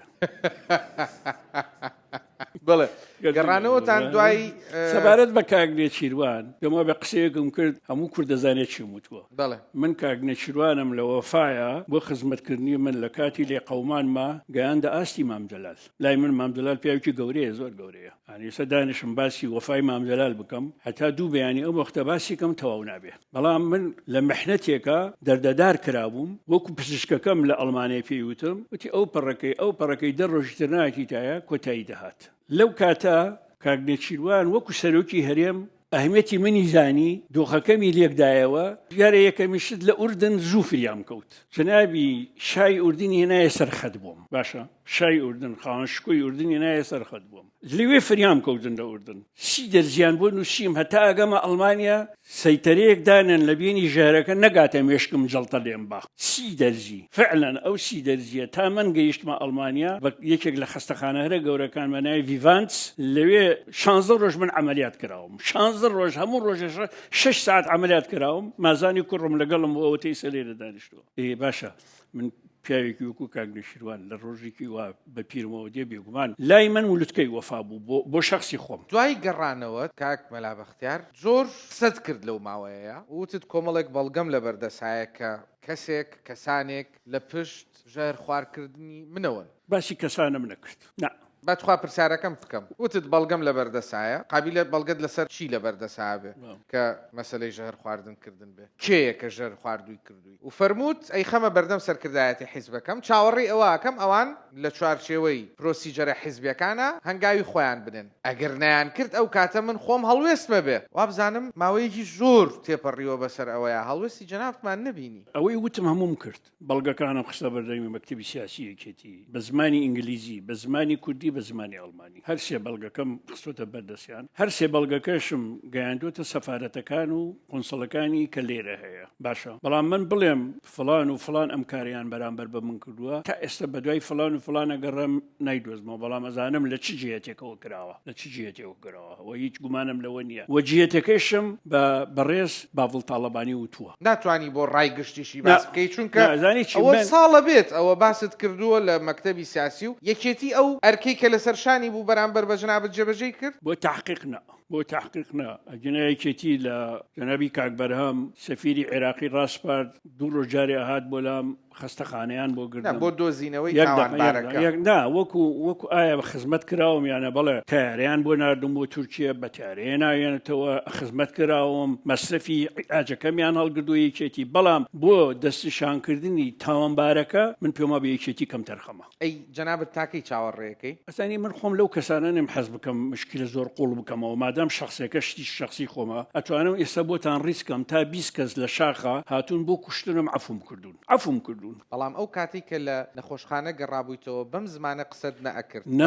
نەموتو عەفوی ناکەم ئەو کاتەش لە موتەمەڕ سەحفێکە وتم ئێستا ئەو کەسەی ئەو کاری کردووە بێت بڵێ من چەم ئێستا عەفویەکەم لە موتەمەڕ سەحفێکی کە لە ئەڵمانیا گەڕامەوە عینی قسەم کرد پرسیار فەرموو کاک بستون دەست خۆش لەوە بەرنمەیە جەنابی مەلا بەختیار بەخێر بێم فاتمە مە خەڵکی هەولێرم یەک پرسیارمەیە حەزەکەم زۆر بەڕاستی وەڵامم بدەیەوە ژیانی مە هەمووی سیاسەتە باشە تەنانەت پرسیارانێکی ئێستاش ئاڕاستەی جەنابت دەکرێت وەڵامەکەی دەزانینەمە هەمومان بەڵامی ترەهام باس ناکرێت دەشاردرێتەوە پرسیار یەکەم ئەوەیە لەبەرچی دین نەبەسترا بەدەسەڵاتەوە گرێ نەدرا بەدەسەڵاتەوە و دەسەڵات بەسترا بەعەقڵەوە پرسیاری دووەم ئەوەیە بۆچی هەندێک کەسایەتی سیاسی دروست دەبن پلەی دەسەڵاتی سیاسی بەڵاو وەردەگرن لە کاتێکدا زۆر لاوازن و دەبنە پێناسەی کەسایەتی ئیرادە و بەهێز ئۆکەی من بۆ خۆم باوەڕم بە حکوومەتی دنیایی هەیە حکوومەتی دیموکراسی حکوومەتی علمانی حکوومەتی مەدەنی هەیە سەرکەوتوترین حکوومەتی دنیا حکوومەتەکانی دنیا حکوومەتە دنیایەکانە نەوانەی کە ئەرکە دنیایەکان لە دەستورە لە ممارەسەیە لە ئۆرگانەکانیانە لە سیستەمەکانیانە ڕەنگی داوەتەوە ئەو سەرکەوتوترین وڵاتی دنیاە کام حزبی دینی کە باسی دیموکراسیەکە لە ئەوروپای ناوێتی تر هیچ دەوڵەتێکی دینی دیموکراسی نەخوازراوە لە هەمووی لە ئەوروپاوە هاتووە ئازادی لە ئەوروپاوە هاتووە مەدەنیەت لە ئەوروپاوە هاتووە ئەمە هەمووی نەتیجەی شۆڕش دیموکراسی ئەوروپایە هاتوتە دی عقل هەم لە دینە عقل گەورە هەیە هەم لە ئەرکە دنیایەکانە عقل گەورەیە عقل نەبێتە چەقی بیرکردنەوە هەڵەیەکی گەورەیە هەڵدێرێکی گەورەیە ئەبێ عقل ببێتە چەقی بیرکردنەوە و تا عقل نەبێ بە چەقی بیرکردنەوە لە ناو نەتەوەکانی وەکو ئێمە بێگومان ئێمە لە ناو بازنەیەکی داخراوە سوڕینەوە ئەمە خەتەرە زۆر خەتەرە نەکەر خەتەرە 300 ساڵە بێ عقلی ئۆروپی عقل سەنتەرە 300 ساڵە بێ لە ئەوروپا عقل سەنتەرە نەخێڵ سنتەر سەبارەت بەوەی باسی مەسئولینی کرد کە لە شوێنی نەگونجاوان گوێ بگرە خانم هەتا شەڕی ناوخۆ و جەنگی ساردی ناوخۆ هەبێ و هەتا تەکەتوری ناو حزبەکان هەبێ خەڵکی ناشایستە لە شوێنی شایستەداندێ ئەڵێ کەنجی ئەوە چادەبی گەیچی کەنجی ئەوە چادەبی چادەبی دەستورماندانا دەستوری هەمیشەیماندانا دەستور بوو مەرجع بۆ هەموو شتەکان ئەمە یەک حزبە سیاسیەکانیش ئەم گەندەڵ و مندەڵانە لە کۆڵ خۆیان بکەنەوە تەکەتول ێستا سەرچاوی گەندەڵیە فەرموو بۆچی سێ پرسیار بەیەکەوە وەرنەگرین ئەکرێ قەڵەم و وەرەقەیەکم بۆ بێنن جەماعەت قەڵەم و وەرەقەیەک بۆی ملاحەزە بنووسم من قەڵەم و وەرەقەشم هەیە جەنابەت تەلەبەی زیرەکی من تەلەبەی تەمەڵم من محەممەدم قوتابی زانکۆی لوبنانی فەڕەنسی ڕاستی دوو پرسیارمە بوو کاک مەلاوەختەر ئێمە دەزانین بیرکردنەوە و تێڕوانی تۆ چۆنە بە تایبەتی لە بواری سیکۆلاریزمەوە کەچی لێستاە دەبینین ئەو فکرەی تۆ کە هەتە بەرەو پاشەکشە دەچێت لە بەرامبەردا حزبەکەی بەڕێستان پشتگیری تەواوی فکری سەلەفیزم دەکات لە کوردستاندا بەدامەزراندنیان پلە بەرزکردنیان تەنانەت ئەندام و کادریەکانیان لە سنووری ڕانیەدا ئاگدار کراونەتەوە دەنگ بدەم بە برای ڕابەری سەلەفیەکان بۆی ببێت بە ئەندام پەرلەمانی عێراق لەسەر لیستی یەکێتی باڵێ هێنایان و دەریشتون لەسەر حسابی یەکێتی دەمەوێت بزانم ئەم دوو فکرە مەدرسە فکریە جیاوازە چی شتێک کۆی کردنەوە ئەمە پرسیارەکەم پرسیاری دووەم ئێوە شۆڕشی چە بوون کرێکار و جوتیار بوون ئالەساش دژی سەرمایەدار شەڕ بکەن مافی جوتیار و کرێکار وەرگرن ئەوەی ئەمڕۆ کە زەرمەندی سەرەکیە جوتیار و کرێکارە بەڵام لە بەرامبەردا ئەو سەرمایەدارەی کە ئێوە پشتگیریتان دەکرد ئەگەر ملیۆنێکی بوو ئەمڕۆکە ملیاردێرە دەمانێت ئەو معادلەما بۆ ڕوون بکەوە ئێوە شۆڕشان دژی سەرمایەدار کرد تا مافی کرێکار و جوتیار وەربگرن یان شەڕی دژی کرێکار و جوتیارتان کرد تا ژیان و گوزارانی سەرمایەدارەکان خۆشتر بکەن سوپاس خۆش سیکولاریزم یان علمانیت دژی دین نییە بەداخەوە تەفسیرێکی خراپەکرێ بۆ سیکولاریزم و بەداخیشەوە بەشێکی زۆری خەڵک تەفسیرە خراپەکە وەرەگرێت لە هیچ دەوڵەتێکی دنیا سیستەمی سیکولاریە علمانی دژی دین نییە بەعکسەوە لە دەوڵەتە ئەلمانیەکانی دنیا زۆرترین ئازادی دین و مەزهبەکان هەیە زۆرترینی هەیە لە دەوڵەتە دینیەکانە کەمترین ئازادی دین و مەزهبەکانی تر هەیە ئەمە حقیقەتێکە باش زانین ئەوەی کە احترامی سەلەفیەکانەگرێ لە لایەن یەکێتیەوە من احترام بە کارێکی باشە زانم پێویستەکانیشیان دابینکەن بە کارێکی باشە زانم بەڵام ئەگەر یەکێتی یا سەرۆکی یەکێتی چاوەڕوان بێ سەلەفیەکان دەنگ بۆ یەکێتی کۆکەنەوە لەم میحنەتەی کە ملەتەکەمان تێکەوتووە لەو تەنگ و چەڵەمەی یەکێتی تێکەوتووە من پێما بێ بەهەڵە چووە مستحیلە سەلەفی دەنگ بە حزبێکی ئەلمانی بدات مستحیلە ئەوە وڵامەکەی ئەوە سەبارەت بە غەریب یەکێتیە کاکە یعنی لێتان تێک نەجێ ڕاستە غەریب برای بەڕێز دکتۆر عەبدولەتیفە بەڵام یەکێتیە ئەندامی یەکێتیە کادری یەکێتی تەرشیحی کرد مدیری ئەوقافی ڕانیە بووە ئەو منتەقە ئیداری ئەو منتەقەیە بووە شۆڕشی چەپ بەڵێ ئێمە بەشێک لە شۆڕشەکەمان کە کۆمەڵە بوو چەپ بوو هەمووی نا و لە شۆڕشی شابینی چەپەکان و غەیرە چەپەکان ململانێمان هەبوو بەڵام کۆمەڵەیان هەڵۆشانەوە کە داینەمەی شۆڕشەکە بۆ هەڵیان وەشانەوە ئایا ئێستا ئێمە نوێنەری کرێکارن و جوتیارین نەخێر دڵنیا بە نەخێر وە گەورەترین هەڵەش ئەوەیە نەمانتوانی تا سەر نوێنەرایەتی کرێکاران و جوتیارن بکەین نەماتوانی چەپیش بین گەورەترین غەڵەت لە ئەنفالەکانە تەبریراتیان هێنایەوە کە کۆمەڵە بمایە ئێستا ئەو دنیا ئەو یوتۆپیایە ئەبوو کە جەنابەت لە خەیاڵتا هەیە جارێ بە ئەوە بڵێم لە ئەنفالەکانە پاسایان هێنایەوە گوایە حزبی مارکسی وانە با کۆتایی ببین و یەک حزبە بێ کە یەکێتی نیشتیمانی کوردستانە 89 هەڵیان وەشانەوە کۆمەڵە لە 91 کاگنوشتوان ویستی پاشگەز بێتەوە پێی نەکرا یعنی چی ینی غەڵەتێکی استراتیژی بۆ هەڵوەشانەوەی کۆمەڵە ئێستاش وڵامی بێستون ئێستاش پێم وایە گەورەترین بۆشایی لە کوردستان و عێراق نەبوونی بزوتنەوەیکی چەپە زۆر باشە لێرە کووا فەرموو من عەبدوڵڵا خەسرۆ شێروانی قوتابی لە زانکۆی لوبنانی فەڕەنسی کۆلێژی یاسا مەلە بەختیار سەبارەت بە شتێک دەمەوێت قسەت لەگەڵ بکەم جەنابەت لە بەرنامەیەک دەباسی پارەی ژێرزەمینەکان دەکەی کاک بیستون ئەحتادی بۆی لیدەم چییە ئەوە ڕێکۆردێکم حازر کردو بۆ جەنابی ئۆکەی فەرموو هیوای 500 ملیۆنی دژیوە پارەی ژێرزەمینەکانتان ئەیڵێمەوە پارەی دزراوتان بۆ دەرەوەی وڵات ئەی باشە ئایا ئەو پارەی ژێرزەمینە ئیکەم لایەنەیە ئایا پارەی ژێرزەمینەکان تا ئێستا زیادی کردووە یان هەر زیاد بوونە سەبارەت بە ڤیدیۆی دووەمم جەنابەت لە کۆبنەوەیەکدا دەڵێ ئێمە لەگەڵ ڕیفراندۆم بووین باش ئەگەر ئێوە لەگەڵ ڕیفراندۆم بوون چێ کەرکووچی فرۆشت یان بۆ کەرکووک فرۆشترە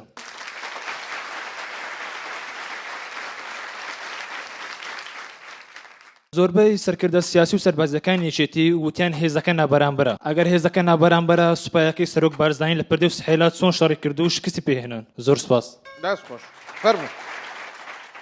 باشە برای پارتی سپاس دەکەم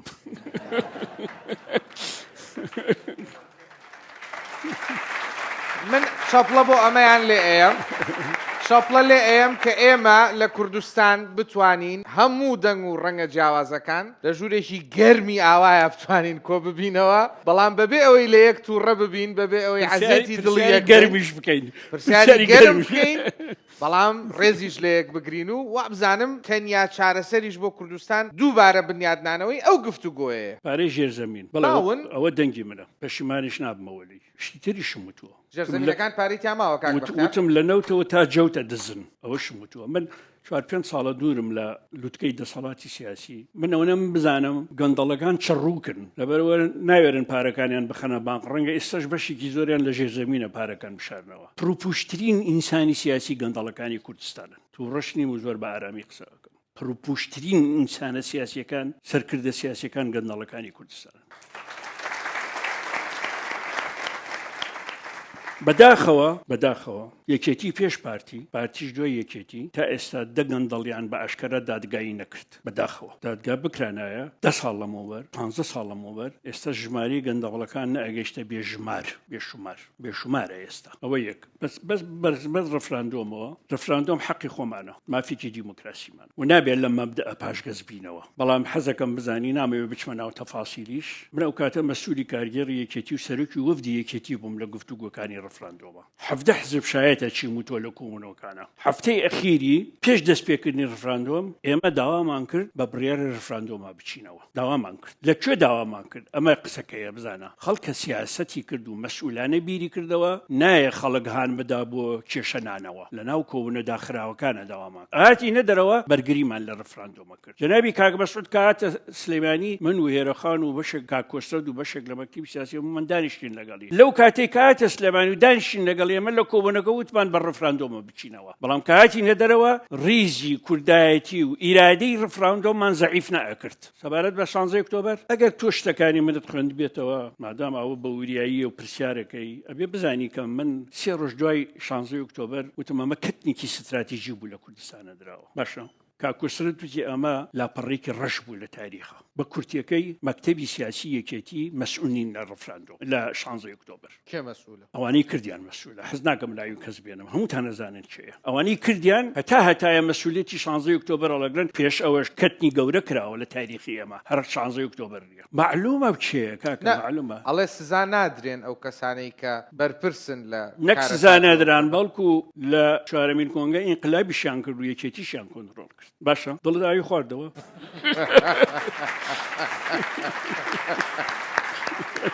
ئۆکەی فەرموو یەک دەقەت هەیە سەیفەدین خالێت زانکۆی لوبنانی فەڕەنسی باشە سەیفەدین ئەوانەی کەوا دوای 16 ئۆکتۆبەر جەناب و کاکۆسرەت ناوتان هێنان بە کالفام و نەزان ئێستا سەرکردایەتی و ڕابەرایەتی یەکێتی نیشتیمانی دەکەن ئەوان چیان دەستکەوت لە بەرامبەر تەسمیلکردنی کەرکووک بە حەشتی شعبی و ئێستا چیان پێ دەڵێت. پرسیاری دووەمم جەنابەت باست لەو دوو گرتە ڤیدیۆیە کرد لە کۆتایی ئەم ساڵ بڕیار وایە کۆنگرەی یەکێتی بکرێت ئایا بەڕێستان ئامادەن خۆ بۆ پۆستی سەرۆکی یەکێتی یا هەر پۆستێکی تر بپاڵێون یاخود لە بەرامبەر وەرگرتنی پۆستی سەرۆک کۆمار لە خولی داهاتوو بێدەنگی دەنوێنیت یا ئەگەر وەکو کۆنگرەی ڕابردوو کە بە کودەتا ناوتان برد بەڕێستان و بەشێک لە سەرکردایەتی یەکێتی ئامادەن جیا ببنەوە و حزبی تر ڕابگەێنن یا هەر پلانێکی تر کە هاتانە. بەڵێ کاکە سەیفەدین تۆ سەیفی دینی باشە لە وەڵامی ئەو دۆستە ئازیزە وتم 16 ئۆکتۆبەر کەتنێکی گەورە بوو و لە چوارەمی کۆنگرەش موامەرە کرا کەرکووک داگیر کرایەوە لە سیوێکی ئابیش هەولێر داگیر کرایەوە باشە ئەگەر مناقشە بەو ئاراستەیە ببرێ قسە زۆرە لە سیوێکی ئابیش کە هەولێر داگیر کرا 16 ئۆکتۆبەریش کەرکووک داگیر کرا ئەم دەرسە خوێناویانە و ناخۆشانە ئەبێ ئێوە بگەینەتە قەناعەتێک ڕای گشتیەک دروستکەین کە کەس نەوێرە جارێکی تر نە سیوێکی ئاب دروستکە نە 16 ئۆکتۆبەر بێ ڕای گشتیەکی تەندروستی دیموکراتی شۆڕژگێر دروست بێ بربەست بێ لە بەردەم ئەم بڕیارانە کێ توانێت ذاتی ئەو بڕیارە ئەکا ئەگەم ملەت لێ قبوڵ ناکا پرسیارمەیە بۆ لە ئەوروپا کەس ناتوانێت هیچ حکوومەتێک هیچ سەرکردەیەک هیچ سەرۆکێک ناتوانێت بڕیاری وا بدا بۆ لەبەرەوەی ڕای گشتی لێ قبوڵ ناکە دەستور هەیە ئەسڵەن سوپای وڵاتان بە قسەی هیچ حزبێک و هیچ سەرۆکێک ناکەن سوپای وڵاتێکی تر بێنێتە سەر وڵاتەکەی خۆی بە قسەیان ناکەن ئەمە ڕای گشتی دیموکراتە لە ئەوروپا کە واکە سەدێکی گەورە لە بەردەم بڕیارە هەڵەکان دروستەکە ئەبێ ئێوە وەکو دەرسەیری ئەو تاریخە بکەن نەک وەکو ڕق و کاردانەوە و محکەمە و محکەمەکاری ئەمە واز لێ بینین لە هینی خۆمان بەڵام کاک بەلابەختیار لە هەموو دنیاشە یەکێک لە بنەماکانی ئەوەی کە جارێکی کە تاوان دووبارە نەکرێتەوە ئەوەیە کە دادگا هەبێت و خەڵک بدرێ بە دادگا و ئەگەر یەکێک ناپاکی نیشتیمانی کرد دادگا بڕیاری لەسەر بە قوبوڵ بە ئەگە دەستور هەبێ و دادگایە ئەبێ بەڵام ئێمە دەستورمانێ 32 ساڵە ڕاپەڕین بۆ دەستورمانێ عێراق بە دوای 3 ساڵ دەستوری هەمیشەی دانا نەنووسینی دەستور دانەخستنی دەرگای دەسەڵاتی حیزبیە باشە ئەوە یەک سەبارەت بە کۆنگرەی یەکێتی من ماوەیەکی کەمە ئەو قسەیەم کردوی سەش دووبارەیە کۆنگرە وەکو کۆنگرەی پێشوو بێ نەکردنی باشترە کۆنگرە دین دائنیشین لەسەر بنج و بناوانی ڕێکەکەوین جومگە بە جومگە چۆن یەکێتی زیندوو ئەەکەینەوە بچینە ناو کۆنگرە لەسەر ئەوەی لە پێش کۆنگرە ڕێکی لەسەری ڕێکەکەوین کۆنگرە موافقەت بکە لەسەر ڕێکەوتنەکانمان ئەو کۆنگرێکی باشە من ئەم کۆنگری ئەم جارەیان پێم وایە یا ئەبێ ژووری ئینعاش بێ یان نەکرێ باشە ژووری ئینعاش بێ بۆ ئینقازی یەکێتی یان نەکرێ باشە سەبارەت بە سەرۆکی یەکێتی یا سەرۆکی کۆمار و ئەمانە من بەش بە حاڵ خۆم باوەڕ بکەن لە مەسئولێت تێرم خواردووە لە ساڵی 75 وەندامی سەرکردایەتی کۆمەڵم کەوکاتە عەمرم 21-22 ساڵ بووە بە درێژایی ئەو مێژۆ من لە مەسئولێتی ئەم حرەکەیە بووم لە مەسئولێتی یەکێتی بووم ئەوەی خەمی منە ئەوە نییە من سەرۆکە بم یان نابم قەت ئەمە خەمی من نییە قەتیش مۆراڵی من نییە ئەوەی کە خەمی منە ئەوەیە حزبەکەم ئەبێتەوە بە حزبێکی سوسیال دیموکراتی مۆدێرنی دنیایی و ئەتوانێ جیاوازیە چینایەتی و ئایدۆلۆژیەکانی خۆی لەگەڵ پارتی و لەگەڵ ئیسلامی و لەگەڵ گۆڕان و لەگەڵ لایەنەکانی تر بە جوانی بپارێزە و خەڵکی پێپەروەرد بکە یانە ئەمە لە لای من گرگا ئەگینا هیچ پۆستێک لە خەیاڵی من نەماوە حەزەکەم بزانیت ئەگوانە بە قوبوڵم نییە ناچمە کۆنگرە و قەراراتی کۆنگرەی وا قبوڵەکەم نەش تەنازولەکەم نازانم بزانە دائما فالگرتن لە دنیای سیاسەتە بەشی زۆری بەهەڵە ئەچیت فالگرتن عەرەب ئەڵە لكل حدث حديث داوای لەبردن لە کاگنەوشیروانەکەی تۆ لە کتێبەکەتدا زۆر ناوی نون میم ئەهێنی چەند متمانەت بە چاکسازی کابینەی نوێمی حکوومەتە بێڕێزی زۆر بەرامبەر پێشمەرگە دەکرێت و بەرە ڕفراندۆم بکرێتەوە بەرەی جووت هەڵدەبژێری بە فەرمی فەرمانی دەستگیرکردن بۆ وەها پەڵەبجەیی دیاری کرا ئێوە فرۆشتان ئەمەش جارخواکردن نییە کە دکتۆر نەجمەدین لە پشتیەوە کوژراوە هەست دەکەم حزبەکانی ئێمە بوون بە مافیا ئێمە گەر یەک کورسیش بێنین ساعەکە چۆن ناکەن بۆ هێزی هەیە کاکە بەس کەس بۆتان ناکاتەوە بۆچی هەوڵت ناوە سەردانی ماڵی خۆی گەورە بکەیت مەسەلەی هاوڕەگەزخواز ئازادیان پێ بدرێت بینت لەگەڵ زاواکانت چۆنە کەپسێکی لە ئەیە بۆ کەسێکیکە کامە لە کاتی مارەبڕیندا دەستی تۆی ماس کرد ژیانگۆڕینەوەی فەقیر و دەوڵەمان في خانقينا أكف الموت تطرقنا مقابلەی وام نەدیوە پێچڵ برارۆکە ناشرین دەری کرد دوو کوڕی دەنگ خۆش هەن لێرە مینی کۆنسرتێکمان بۆ کرد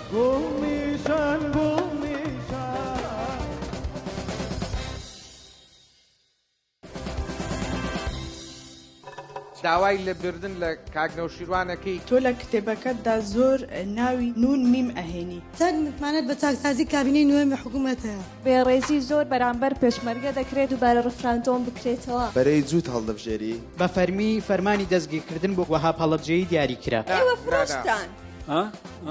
شانزەی ئۆکتۆبەر ئەڵێ ئەمەش ژارخواکردن نییە کە دکتۆر نەجمەدین لە پشتیەوە کوژراوە هەست دەکەم حیزبەکانی ئێمە بوون بە مافیا ئێمە گەر یەک کورسیش بێنین ساعەکە چۆن ناکەن بۆ هێزی هەیە کاکە بەس کەس بۆتان ناکاتاڵ بۆچی هەوڵت ناوە سەردانی ماڵی خۆی گەورە بکەیت مەسلەی هاوڕەگەز خواز ئازادیان پێ بدرێ بینت لەگەڵ زاواکانت چۆنە کەپسێکی لە ئەیە بۆ کەسێکیکە کامە لە کاتی مارەبڕیندا دەستی تۆی ماس کرد ژیانگۆڕینەوەی فەقیر و دەوڵەمان في خانقين أكف الموت تطرقنا مقابلەی وام نەدیوە پێشرا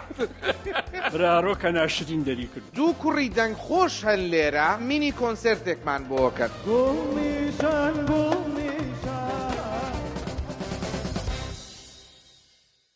فەرموو زانانە بەزم هەڵگری بڕوانامەی یاسا و هەم فێرخوازیشم بینت لەگەڵ زاواکانت چۆنە من شایەتی لەسەر دانەیەکیانەیەم زاوا تازەکەی زۆر خۆشەویستە لای هەستەکەم پرسیاری دوێویشتم لە ژیانی سیاسیت ئەگەر دەرفەتت بۆ نەمێنێتەوە لە ناو یەکێتی کۆتایی پێبێت ئەوە ئەگەرە لە بینی دوو ڕێگا بەرەی جووت هەڵدەبژێری یان ببی بە سەرۆک و ڕابەرێکی بەدەسەڵاتی سەلەفیەکان کامەیە ئەگەر چی دەرفەتم نەبێ ئەگەر دەرفەتت نەمێنێتەوە لە ناو یەکێتی کۆتایی بە پرۆسی سیاسیت بێنی بەخۆت پرۆسی سیاسیە کۆتایی بە ئینتیمای یەکێتی بێنم فەرقەکە ئەوە ئینتیمای یەکێتی ئاوا بڵێ پرۆسی سیاسی فراوانترە لە یەکێتی لە ناو یەکێتی لە نێوان بەرەی جووت بەرەی جووت بەڵێ ئەو کاتە لە ئاڵای شۆڕش کە بەرەی جووت دیاریکرا بوو پارتی و حزبی شوعی و ئەوانە بوو یاخود بەرەی سەلەفیەکان بەڵام بەدەسەڵاتەوە خاتە موقفێکی قورسەوە بن و سەلەفیان وتووە یعنی جووت هەڵەبژێری کاک بێسون ئەگەر جووتی هەڵبژێری هێشتان فەرقی دی لێ دەبتەوە بزانین کامیان با لە زاوەکانمەوە دەست پێ بکەم وەکو زاوا احترامیان ئەکرم وەکو زاوا وەکو سیاست بێگومان ئەگەر ئەوان سیاسەتی منیان قبول نەبێ وەڵام من قەت سیاسەتی وانم قبول نییە چونکە کە من سیاستم کردەوە لە دایک نەبوون باوکی جەنابی بابڵ تاڵبانی بڕۆ تاریخی بزانە چەند احتیمادی لەسەر من بووە بڕۆ هەموو ئەرکە سەختەکان ببینن یەکێک لەو کەسانەی ئەرکە سەختەکانی یەکێکی ڕاپەڕاند و لە بە درێژایی مێژوو لە پێش ڕاپەڕن و لە دوێ ڕاپەڕین مەلا بەختیار بوو ئەو مام جەلال لە خۆی ئەرکە سەختانە نادا بە یەکێک لەبەرەوە لە ڕووی خزمایەتیەوە خزمایەتیە بەڵام لە ڕووی سیاسەتەوە بیر و باوەڕم زۆر جیازە ڕاستی زۆر جیاواز بیرەکەمەوە ئەخیر جارکەی هەش بێ بزانە پەیوەندی کۆمەڵایەتی با من پێ بڵم من دوو زاوامەیە سێ زاوامەیە ببوورە هەر سێکیان سێ کچمەیە خۆیان شخصێتی خۆیانیان هەیە مانەوە و نەمانەوە لەگەڵ هاوسەرەکانیان لە ساعەت پەیوەندی بە کچەکانمەوە هەیە پەیوەندی بە من و نەوەنە پەیوەندی بە پێگەی سیاسی منیشەوە نیە خۆی ئینسانێکی ژیرە تێگەیشتووە بڕیارەدات کاک بەختیار دوایین جارکەی کۆبنەوەیەکی خێزانیتان کردووە لەگەڵ کێ لەگەڵ هەموو زاواکانە کەی جارێکتان بین نایکەم بۆچی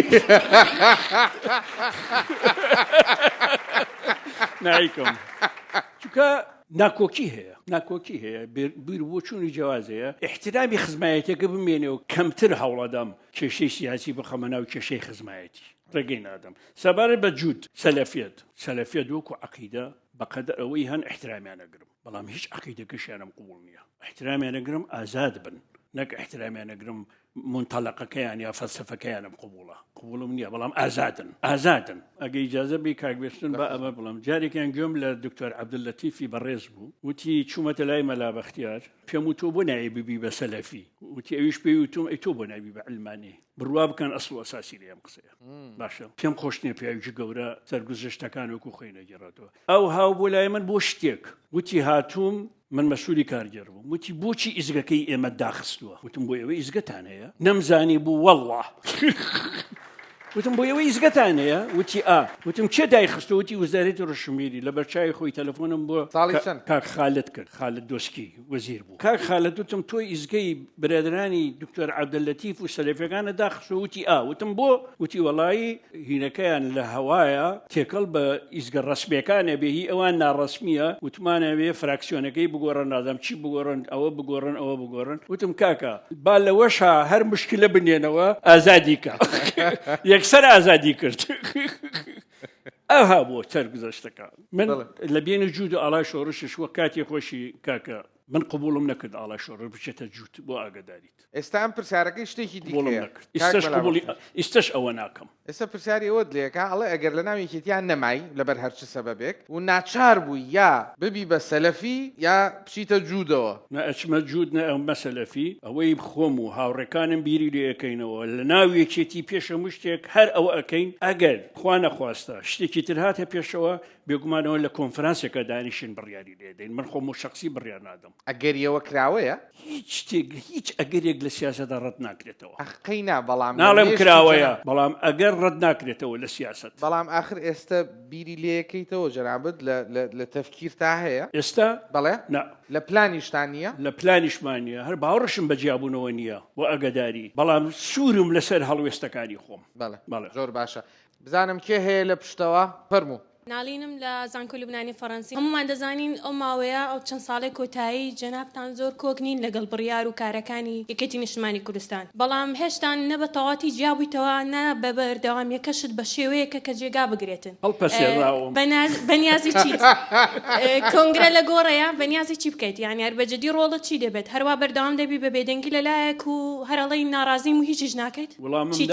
وەڵاممدایەوە بەسەبارەت بە کۆنگرە لەسەر کۆنگرە لەسەر جومگە بە جومکە پێش کۆنگرە ڕێک بکەوین بەڕێککەوتن بچینە کۆنگرە بۆ گۆڕانکاری ڕیشەی لە یەکێتی ئامادەم ئەوە نەبێ ئامادە نیم خود دیموکراسی وایە کاک بەختیار پێش کۆنگرە ڕێبکەوی زۆر جارێک ئەو کۆنگری استثنائیە کۆنگری نائاساییە هەمومان دەزانین ئێستا یەکێتی خۆشی لە ناو خۆیدا تۆزێک کێشەی هەیە بەڵام زۆر تەسیری لەسەر هەرێمی کوردستان هەیە بەجددی بارودۆخی کوردستان زۆر بڕیار هەیە دەیگۆڕێت بە تایبەتی لەگەڵ دەرەوە بە سەبەبی ناکۆکیەکانی یەکێتی ڕای تووسیە لەسەرەوە دەزانیت ئەو تەسیرە تا کوێ دەڕاتن خراپترمان بەسەر دێت یان نا مادام پرسیارەکە لە سەرێکێتی جوابەکەم ئەوەیە کە ئەرکی نەتەوایەتی و کوردایەتی لە باشووری کوردستان وازەحە لەو چوارچێوەیە حزبە کوردستانەکانە بێ ڕێکەون ڕێک نەکەون هەر کارێک لە بەغدا یا لە تاران یا لە ئەنقەرە یا لە دمەشق پێچەوانی کوردایەتی لە باشووری کوردستان بکرێت زەرەرەگەیەنێ بە باشووری کوردستان بەڵێ زۆر باشە پرسیاری دیکە چی هەیە فەرموو سڵاو مسارم دەرچووی زانکۆی لوبنانی فەڕەنسی بەشی کارگێری کات سێ پرسیارم هەیە پرسیار یەکەمیان ئەوەیە کێشەی یەکێتی و پارتی کە بەڕستان بخۆتان فەرمووتان کە نەمانی متمانەیە ئایا بەڕستان دەتوان ڕۆڵێکی سەرەکیتان هەبێت لە دروستکردی متمانەیەکی نوێ بێس یا خۆت ئەو متمانەیە نەمتمانێ هەر بەردەوام دەویتن دەربارەی 16 ئۆکتۆبەر کە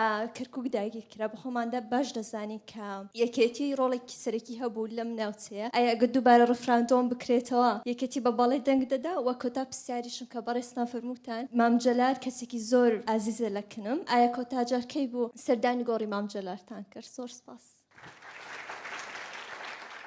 زۆر قسێکی جوانی کرد متمانە نەماوە لە ناوێکێتی و پارتی بەداخەوە زۆر خراپە جەنابەت دەتوانی ڕۆڵێک ببینی بۆ دووبارە بنیادنانەوەی ئەو متمانەیە هەم جەنابی کاک مەسعود و هەم برادرانی یەکێتی پارتی هەمویان نەزانن کە ئەوەی بە من کرابێ بۆ جێڕانەوەی ئەم متمانەیە کردومە لە ناویانە هەبووە توەرا بووە ئاشتم کردوونەتەوە لە ناویان هەبووە ئامادە نەبووە قسە لەگەڵێک بکات بردوو من قسەم بە یەک پێ کردوون باشە هەندێک ڕوونکردنەوە پێویست بووە کاتی خۆی زیاترم کردووە ئێستا ئەوەنەی ئەتوانم ئەیکەم درێغی ناکەم و من یەکێکم لەو کەسانەی نەمشاردوێتەوە پێچەوانی سیاسەتی حزبەکەشم یەکخستنی هێزە کوردستانیەکان بە تەنازل نازانم بەڵکو بە مەبدە ئەزانم بە مەبدەی ئێزانم دوایین جارکەی سەرۆک بارزانیت بینیوە دەمێکە وڵە ساڵێکە بێ ساڵێکە هیچ دەست پێشخەریەکت پێ بوو کە چووی بۆ لای ساڵە پێشێستا هەموو چار دانیشتێک لەگەڵ جەنابی کاک مەسعود دانیشت بم یەک قسەی دڵی خۆمم نەیەشتۆ پێی نەڵێ مستەحیلە بە زۆر بەوازەحی پێم وتووە کاتیەوە هاتبێ جارێکی کە بیبینیتەوە پێویست کا بیبینی ئەم جاریان لە جارەکانی تر زیاتر بە ڕاشکاوی قسەی لەگەڵەکەم من پێم وایە بێت قسەکردن لەگەڵ یاوەکو کاک مەسعود و سەرۆکی حزبەکانی تر مەکتێبی سیاسیەکان جەنابی سەرۆکی هەرێمەمانە قسەکردن بە مجاملە شەرمە عیبە هیچ قازانجی کوردیتیانە هیچ وەڵامی پرسیارەکانی دیکەت یەک دقە 16 ئۆکتۆبەری پرسی دیسان ڕفراندۆم و 16 ئۆکتۆبەر ئەڵێ یەکێتی جارێککە دەنگای جوابم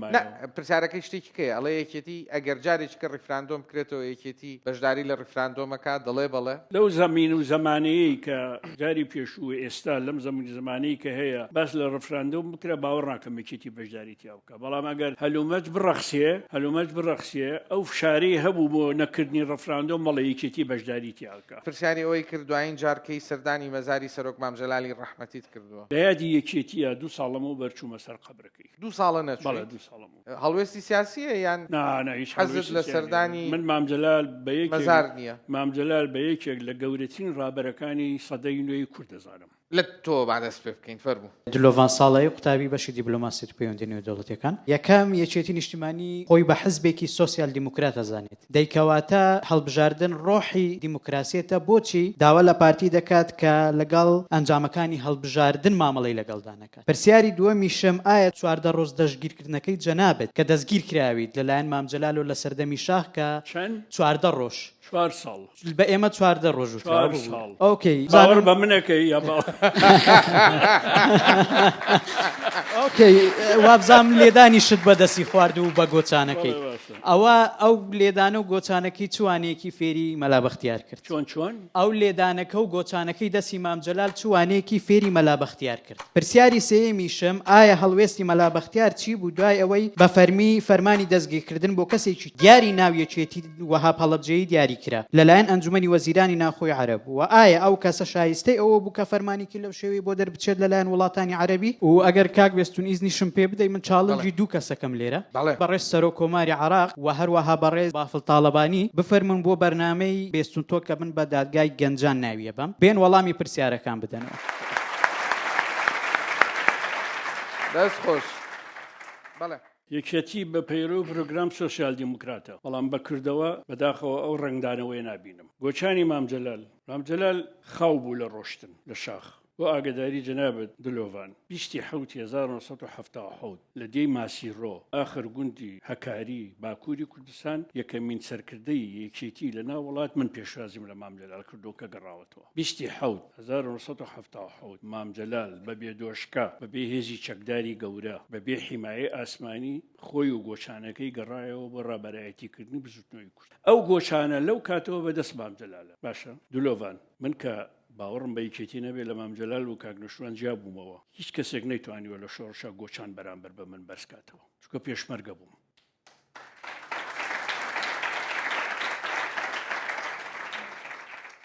سەبارەت بە وەهاب کاک وەهاب لە ڕاستیە من خەفەتە خۆم ئەم کێشانە لە ناوی یەکێتی لە دەرەوەی یەکێتی لە هەرێمی کوردستان لەوە هەیە زۆر خەفەتە خۆم جارێ من کوشتنی هەموو ئینسانێک بە تاوان ئەزانم حتا تاوانبار کە ئیگری تا تاوانەکەی نەسەلمێت تا حاکم قەراری لێ نەدا ئەزیەتیشی بدەی بە تاوانی ئەزانم ئەم کێشانە بەداخەوە ئەوە دۆخی کوردستانە بینین چیان لەسەر کردووە یەکێتی داوای لژنەیەکی بێلایەنی تحقیقی کردووە بۆ وەهاب داوای لژنەیەکی بێلایەنی تحقیقی ئەمریکا بریتانیا هەر لایەکەی بیکە من خۆم لەگەڵ بەڕێز کاک مەسرور دانیشتم وتمە ئەو لژنەیە دروستکەن باشە لە زانکۆی ئەمریکی لە دووەکیش دانیشتم ئەو قسەم دووبارە کردوتم زوو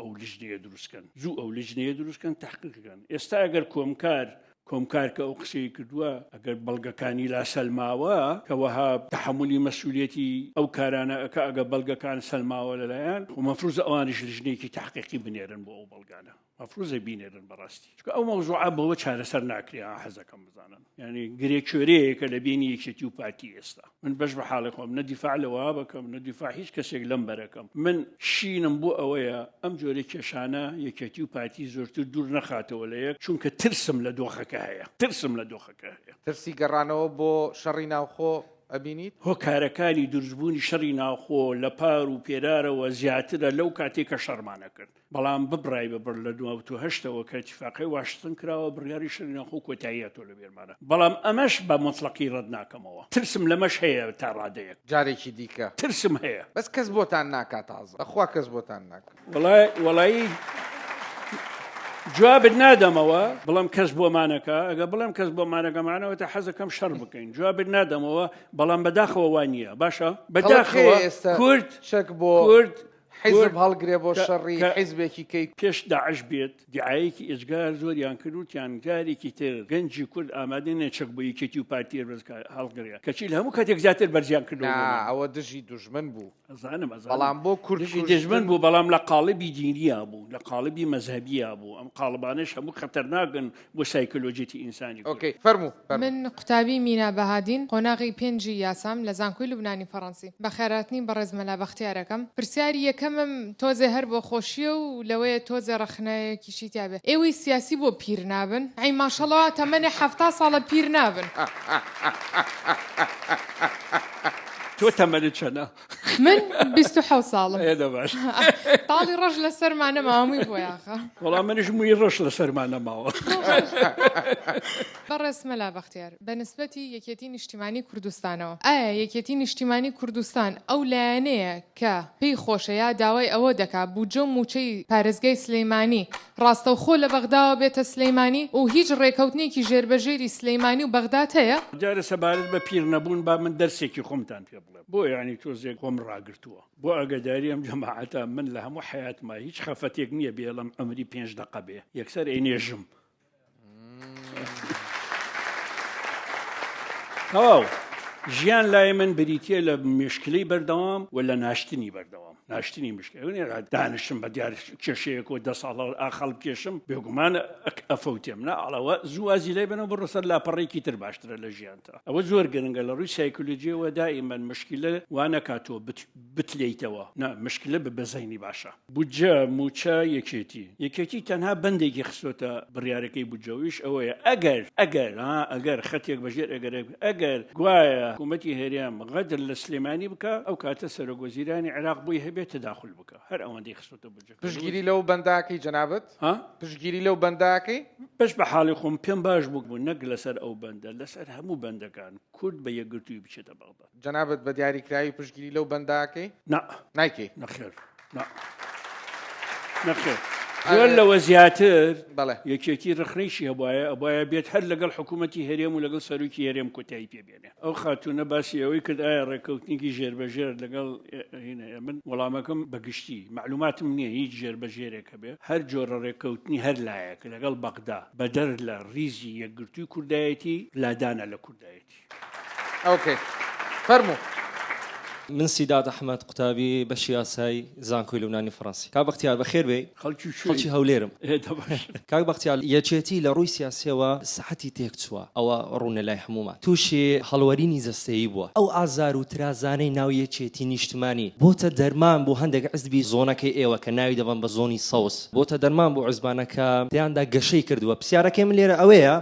لە هەڵبژاردننی ئەم جارە یەکێتی دەنگەکانی ئێستا بێتە نیوەی دەنجی ئێستای سەعەکەی خۆتە بۆ ڕکابەرەکانتان سەعەکە چۆڵ دەکەن یان هەر پێشتر وتوتە ئێمەگەر یەک کورسیش بێنین سەعەکە چۆڵ ناکەن یەکەم یەکێتی کێشەی هەیە کێشەی سیاسی حزبی زۆر تەبیعیە زۆرم پێ ناخۆشە وایە یەکێتی ئەوە وانە بێ بەڵام کێشەی هەیە ئەو معلوماوە ئەو ئەم کێشەیە تەسیری تێکە لە ناو خەڵکە ئەوە یەک هەبوو کێشەی حزبەکان یەکێتی لە پێشە اونجا لایەنەکانی تر بێگومان دەرەتان بۆ مەعارەزە بە قووەتەکە هەموو پاشەکشیەکی حکوومەتیش معارەزە نێرترەکە ڕخنەکانی زیاترەکە و خەڵک زیاتر گویان لێگرێ یەک کورسی کێشەی من ئەوەیە جاری وایە سیاست مادارەکان هەندێک قسەکەین خەڵک بەهین بە خراپ لێ چێدەدەخ بۆ من ئەڵێم یەکێتی یەک کورسیش بێنە هەر یەکێتیە بۆ هێزی هەیە کاکە حزبڵای لوبنانی 13 کورسی هەیە لە سەدادا لە سەعودەی ئەندام پەرلەمانی لوبنان حکومی لوبنانەکە باشە 13 کورسی هەیە قەیس غەزعەلی فەسائل فەرقەیە بینی فەسائل و حەشدی شعبی دوو هێزی چەکداری جیاوازن لە عێراقا فەسائل زۆر بەقوتن ئێستا لە عێراقا قەیس غەزعەلی چەند کورسی هەیە و تەحەکومی لە کێشتە سیاسیەکانی عێراق چەندە یەکێتی ئەوە گریمان یەک کورسی هێناوە بەیانی حکوومەت تشکیل دەکرێت بە بەیەکێتی 70 هزار هێزی پێشمەرگە و پۆلیس و ئاسایش و کۆماندۆی یەکێتی فرامۆشەکرێ زۆنی سەوز فرامۆشەکرێ ناکرێ کاکە من بڵم خۆزگە لەشکری یەکگرتوومان هەبوایە کاک بەختیار هەست بە چیەکەی ناوی یەکێتی لە پەنای هێزی قەیس غەزعەلی و لە پەنای حیزبوڵای لوبنان و ئەوانەیە ئاهێنی خۆش حیزبوڵای نا من باسی ژماری کورسی ئەزانم و ئەهمیەتی هێزی چەکدار باسەکە تەشابوهەکە هەست بە چیەکەی شعورێکی خۆشە ئەوە من هیچ پێم خۆش بیر و باوەڕی من معلومە تۆرەتەوێت پرسیارەکەت بکەی بیکە پرسیارەکە ئەوەیە یعنی تۆ خۆت ئەڵێیت مەسەلەن یەکێتی لەبەرەوەی کە هێزی چەکداری هەیە دیموکراسیەت دەنگدان هەڵبژاردن هیچ لە ئاوکێشەکان ناگۆڕێ وەکو چۆن حکوومەتی غەزعەلی ژوایە وەکو چۆن لەبەرەوەی ڕۆژهەڵاتی ناوەڕاست تا ئێستا تەبیعەتی کۆمەڵایەتی و تەبیعەتی عەسکەری خۆی نەگۆڕیوە ڕۆژهەڵاتی ناوەڕاست هێشتا نەبوو بە دیموکراسی لەبەر ئەوەی هێزی چەکدار کاریگەری زۆر هەیە زۆر باشە لێرە دوو پرسیاری دیکە وەرەگرم. من ڕێدوان سوڵتان تابی کۆلێژی لومنانی فەڕەنسی بەشی یاسا و هەڵگری بڕوانامەی دیبلۆم لە دەرمانسازی بەخێر بێ لە یەکێک لە وتارەکان خوێندمەوە لە سوۆشیال میدیا دەرێ بە عنوانی سەرکردەیەک خۆی پاک بێت وڵاتەکەشی پاک دەبێت. دەتوانی ئەو عنوانە لەسەر هەرێم نمونەکمان دەڵێ لەسەر پیجی مەلا بەختیار خوێندمەوە بە ناوی تۆ بڵاوکراوەوە نازانیتی من با لەسەر پیجەکە جارە قسە بکەم ئەو بازنەشینە کە لەسەر پیجەکە ئێوە منم بەس یەگەنە زیاتر لە 25 پیج بە ناوی منەوە هەیە بەس بازنەشینەکەم مەسئولیەتی هەڵەگرم. ئەگەر عێراق فیدرالیە پێناسەی فیدرالیەتمان لەبۆ بکە و مەجلیسی ئیتیحادی کووە کە جەوهەری فیدرالیەتە. دوامین پرسیارم زۆر دەگەڕێنەوە سەر دیموکراسیەت کە ئیدعای لەبۆ دەکەین کە لە ئەوروپاوە هاتووە شتێک ئێستا زۆر باو بووە ببوورەکە و باسی ئەو شتە دەکەم. مەسەلەی هاوڕەگەزخوازی ئێستا لە کوردستان بەرەو پێش دەچی بەهۆی ئەو ئازادی تاکە کەسیە وەکو ڕەئی و ئایدۆلۆژیای جەنابەت بەڕێزت لەگەڵ ئەوەدای ئازادیان پێ بدرێ یان لەگەڵدانی ئەگەر لەگەڵدای ئازادیان پێ بدرێ ئەوە دژی ئەو بەها ئەخلاقی کۆمەڵایەتیان نییە کە جەنابی شتێدا پەروەردەبووی ئەگەر لەگەڵ ئەوەشدانیت کە ئازادیان پێ بدرێت ئەوە دژی ئەو ئایدۆلۆژیانیت کە بەڕێزت ئیدعای لەبۆ دەکەیت. بەڵێ زۆر سپاسکەم. سەرکردەی پاک و وڵاتی پاک بێگومان سەرکردە زۆر گرنگە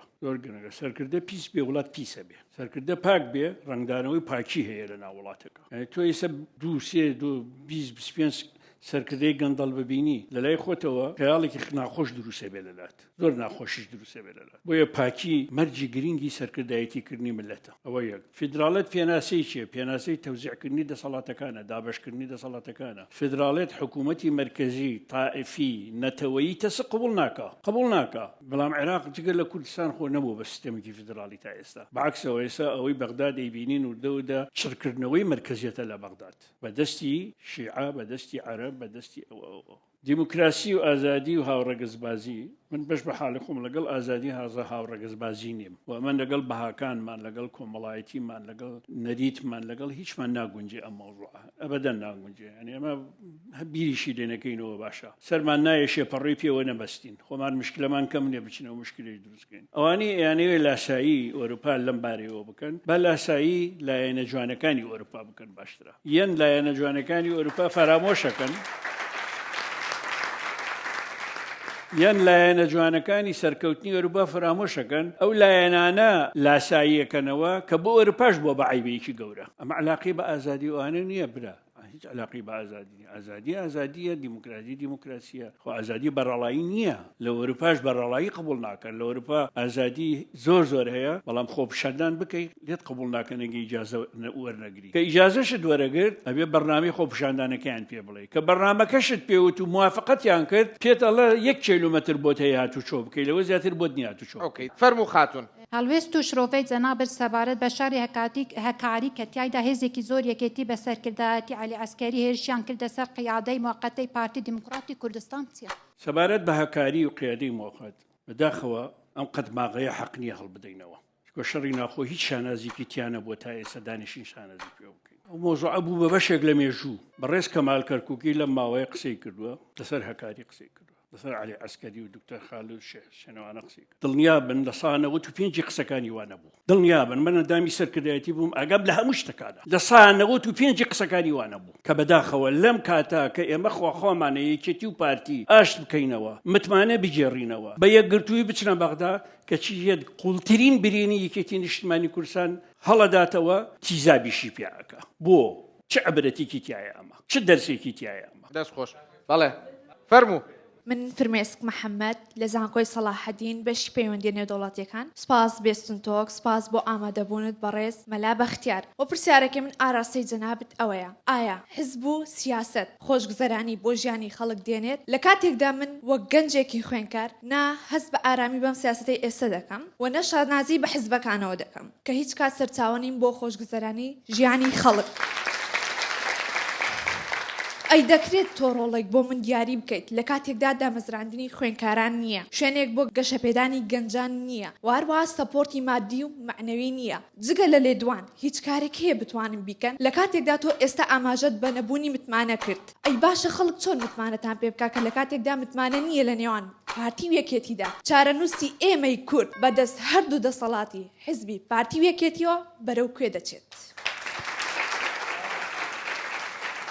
بەڵێ کاک مەلا بەخێر. سپاس فرمێسک یەکەم حزب و سیاست لە ئەوڵەوە وتم ئەگە مۆڕاڵی تیابێ التزاماتی تیابێ بەرامبەر بە پەیامەکان پەیڕەوەکان پرۆگرامەکان یان ستراتیژیان بێگومان سیاست و حزبایەتی ئەتوانێت خەڵک لە دەوری خۆی بە جوانی کۆکاتەوە زۆر بە جوانیش کۆی کاتەوە بەڵام گوردەکە دروشمەکان هەموو بوو بە دروشم و کردداری لەگەڵ نەبوو ئەبێتە مای ئەوەی هەزاران کەسی وەکو تۆ بێزار بێ لە ژیانی حزبایەتی شانازی بە حزبەکانەوە ناکەی وەکو ئینسانێکی سربەخۆ حەقی خۆتە بەڵام ناشتوانی تۆ لاریت لەوە هەبێ یەکەم کوردیت دووەم کوردایەتی هەیە سێهەم ئەم ملەتە لە 61ەوە کە شۆڕشی ئەیلولە تا 91 کە ڕاپەڕینە ئەمە هەموو شەهید دراوە قوربانی دراوە ئەنواعی داگیرکەر هاتوۆتە سەر ئەم خاکە ئەنجا بە بەدبەختی یعنی من ئەتوانم بە دڵنیاییەوە پێت بڵێم شۆڕش و پێشمەرگایەکی نەبووایە نەک خانەقین و کەرکک تعریبەکرا دووهۆکیش و هەولێرش و سلێمانیش خەتەری لەسەر بوو خەتەری تعریبی لەسەر بوو خەتەری ڕاگواستنی باقی دیهاتەکانیشمان لەسەر بوو لەبەرەوە ناکرێ ئاوا بەڕەش سپی قسە بکەین لەسەر حزبایەتی حزبەکان لەمەش باشتر بن تو بۆت هەیە سربەخۆ بیت هیچ سربەخۆبوون قسەم نییە لە ئۆروپا حزبەکان زۆر باشن زۆربەی خەڵکیش ئینتیمای نییە بۆ حزبەکان زۆر باش متمانەی پارتی وێکێتی توخواباوی جواب بمەوە وەڵام ئەمە حەقتە فرمێسک حەقتە فرمێسکیان بۆ بڕێژیت باش ئۆکەی ئەو کوڕا یەکێکە لە باشترین کۆدنووسەکانی کوردستان خۆشنووس کۆدنووس سۆفتوێر دیڤلۆپەر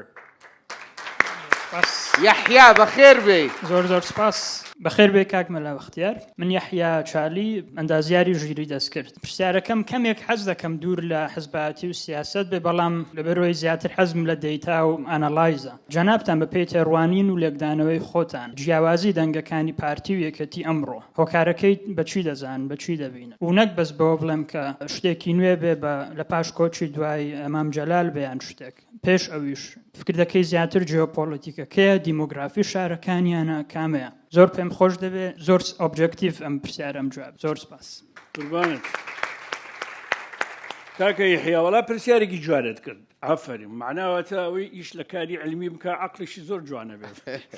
جیاوازی دەنگی یەکێتی و پارتی من هیچ علاقەم بە پارتی نییە پارتی حزبێکە سیستەمی خۆیان هەیە پەیکەری خۆیان هەیە ئەوەتەی هەن تا ئێستا ئەو سیستەم و پەیکەرە بە پێی زەمان و زەمینە گۆڕاوە پێشکەوتووە من بەش بە حاڵقم قسەم لەسەر یەکێتیە یەکێتی ئەگەر یەکێتەکەی دوای ڕاپەڕین بواە قەت دەنگەکانی وای لێ نهات لە سلێمانی لە ساحە حەوت بێنێ نەوەی نوێ لە دوو مەرکەز انتخابی لێ بەرێتەوە لە گەرمیان لێ بەرێتەوە لە ڕاپەڕین لێ بێتەوە لە مەرکەزی انتخابی لە ناو هەولێریش لێ بەرێتەوە لێکی من پێم وابێ یەکێتی پێویستە ئەمەد بە جوانی دراسە بکە بۆ وای لێ هاتووە لە ڕاپەڕین کە دەواژەی ڕاپەڕینی ئێمەیە بەڕێز خوشکی شاسوار عەبدولواحد لە یەکێتی ئەباتەوە لەوێ ئەمە ڕاچەڵەکاندنی ئەوێ ئەمە هەم گریانە هەم پێکەنینە گریانە لەبەرەوەی یەکێتی وای لێ هاتووە پێکەنینە لەبەرەوەی سێ کاندیدی یەکێتی بەقەت خاتوو سروە دەنگ نایەنێ وابزانم هەڵەکە لەوایە کە سێ کاندیدتان هەبێت لە یەک بازنەیە هەر سێکیان دەنگی هەر سێکیان بەقەت سروە نەبوو باشە یعنی گریمان یەک کاندیدمان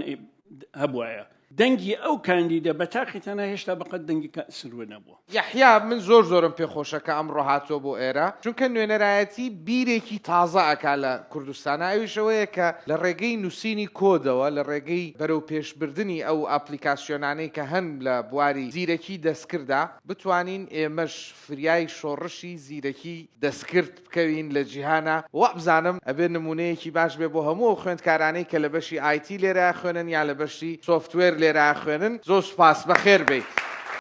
کەڤین ئێوە هەمووتان ئەبێ بیناسن لەبەرەوەی کە لە هەفتەی ڕابردوو چاڵنجی کاک مەلا بەختیاری کرد هەڕەشەی لێ کرد نەک تەنیا ئەوە لە ئەڵقەی یەکەمی بێسونتۆکەوە ئەو خۆبەخشە بووە کە هەموو خۆبەخشەکانی دیکەی کۆ کردوتەوە سەرکەوتنی ئەم بەرنامەیە خەرزاری ئەو هاوڕێکانی ئەوین پێش هەموو کەسێ لەبەرەوە من دەستخۆشی لە کەڤینەکەم و فەرمو و پرسیار بکە بزانین ئەوەنەی کە هەڕەشەت لێ کرد پرسیارەکانەوەنە بەهێزن هەز دەکەم لێم دەترسێ ناوی چییە؟ کەڤین پێشەوەی قسە بکەی پندێکی پێشینانت بۆ هێنم بۆی بزانێ گەل لێت بترسم تەبیعیە کورد پندێکی ئەڵێ شێر لە بێشە بێتە دەرچنێر چمێ یعنی شێرە هاتۆتە دەرەوە خۆ تۆ ناپرسی ئەگەر مێیە لی ناترسم و ئەگەر نێرە لی تەسم ئەو شێرە شێر هەر شێرە شێرە وایە فەرمووی شێر سەرەتا بە خێراتنت دەکەم من دوو پرسیارم هەیە پرسیاری یەکەمم ئەوەیە تۆ لە کتێبەکەتدا زۆر ناوی نون میم ئەهێنی ئایا ئەو نون میمە کێیە نەسرین محەممەدا یاخود کەسێکی ترە هەر ئەو کەسەیە کە دەیویست بەنداوی دەربەندی خام بتەقێنێتەوە کە بەهۆیەوە زۆر کەسیش دەمرد پرسیاری دووەمیشم ئەوەیە چەند ڕۆژێک پێش 16 ئۆکتۆبەر تۆ ئایا تۆ چاوت بە قاسم سولێمانی کەوتووە ئەگەر چاوت پێکەوتووە پێمان بڵێ باسی چیتان دەکرد زۆر سپاس حەقم نییە لێت بترسم باشە زۆر سپاس خۆشحاڵم کچێکی وەکو جەنابەت خوێنەوارید و پرسیاری هەستیارت دۆزیوەتەوە زۆر خۆشحاڵم بەڕاستی وە زۆریش گرنگە مەرجی وشیاری مرۆڤ پرسیاری گرنگی مرۆڤە باش نەخوێنیتەوە پرسیاری باشیش ناکەیت سەبارەت بە بەنداوی دەربەنی خان کاک ساڵح ڕەشید کتێبێکی دەرکردووە لەسەر بروسکەکان هەر بەناوی بروسکە نامەکان لەو کتابە لە دوای کتێبەکەی من بە 2 مانگ هاتۆتە دەرەوە لەوەیە باسیەکەڵێ بەڵێ بەرەی کوردستانی بڕیاری تەقاندنەوەی بەنداوی دەربەنی خان و دوکانی داوە باقیەکەی خۆ دووردی کەرەوە ساڵی چەند 91 نون میم کێیە چێ سەرکردایەتی بەرەی کوردستانی کرد هەموو سەرکردەکانی بەرەی کوردستانی ئەو کاتە بێ ئیستسنا مەسوودن لەو بڕیارە هەمویان باشە من کە ئەو قسەیەم نووسی ئەو قسەیەم نووسی جارێ نەمزانی بوو بەرەی کوردستانی بە جەماعی ئەو قەراریان داوە دوای مانگونیوە یا 2 مانگ ئەو بروسکە نامانەی کاگرێشوان لەو کتێبە سەلاح ڕەشید بڵاوی کردەوە هەمووی تایەتی بەواز داوای لە بردن لە کاگنەوشیروانەکەی کە زانیاری تەواوت نەبووە بەڵام ئەوت تۆمەتبار کردووەبەوە ڕێک زانیاریەکەی من ڕاست دەرچوو نەخێر جەنابەت ئەو کاتە لە کتێبەکەی ئاڵەی نون میم ئەو بڕیارەی دەرکردووە ڕێک زانیارەکەی من ڕاست دەرچوو فەرموویت لە کتێبەکەی بروسکەکانە هەیە کە بڕیاری هەموو بەرەی کوردستانی بووە ئەو کاتە کاگنەوشیروان و برادرانی تری مەکتەبی سیاسی لە بەرەی کوردستانی نوێنەر و سەرکردەی ڕسمی یەکێتی نیشتیمانی کوردستان قاسم سلێمانی نەک جارێ چەند جارێک دوومە نەک جارێ چەند جارێک دوومە پێش ڕەفراندۆم دوومە دوای ڕەفراندۆم دوومە و لە شەڕەکانی خانەقین جەلەولا سەعدیە یەنگجا تەقتەقین داقوق ئەمانە بەڵێ ئەویش لەگەڵمان بوو لەو کاتە بۆ شەڕی داعش و ئەو داعش بەزاندن لەو منتەقەیە سەردار سلێمانی دەورێکی دیاری هەبوو شەی سەردار سلێمانی دەورێکی دیاری هەبوو بەڕاستی لەسەر ڕەفراندۆم سیاسەتی ئێرانی بە یەکێتی و پارتی وتی ئەمە بە هیچ شێوەیە قبولمان نییە ڕەفراندۆم و تکایە مەیکەن وعدمان دەدە مەیکەن قسەی ئەوە بوو هەتا شاخی حمرین بۆ ئێوە بە کەرکووکیشەوە قسەی ئەو من قسەی ئەو ئەجێڕمەوە لە کۆبوونەوەی کۆبوونەوەی کەی تری تیابوو بێ لە جەنابەت و قاسم سلێمانی کاکۆسەتی تیابوو لە ماڵی کاکۆسەت بوو کۆبوونەوەکە کاک عومەر فەتاحی تیابوو کاک باڤڵ تاڵەبانی تیابوو ئەمانە بووین لە کۆبوون پێش ڕیفراندۆم بە 3 هەفتە وەفدێک بوون هاتن ئێمەشیان بینی پارتیشیان بینی ئەو قسانیان کرد دوایی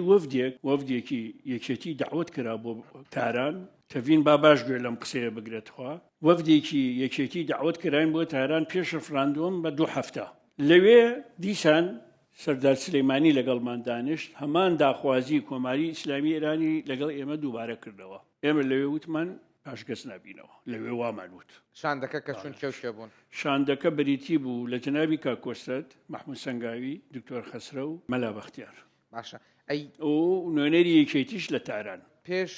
16 ئۆکتۆبەر جارێکی کە قاسم سلێمانی دبینیەوە جەنابەت لە سلێمانی دوای چەند مانگێک تەمان لێکدا بڕین یعنی ئەو زۆر نیگەران بوو لەوەی یەکێتی بە قسەمان نەکرد زۆر دابڕین ئیلا لەگەڵ ئەوانە بینی باش بوو کە 16 ئۆکتۆبەریان کرد زۆر لە یەکدا بڕین ئەوانە 6 مانگی پێش چوو لە دوکان بینیمەوە دیسانە ئەو قسەی کرد وتی چەند جارە وتم ئێوە مەکەن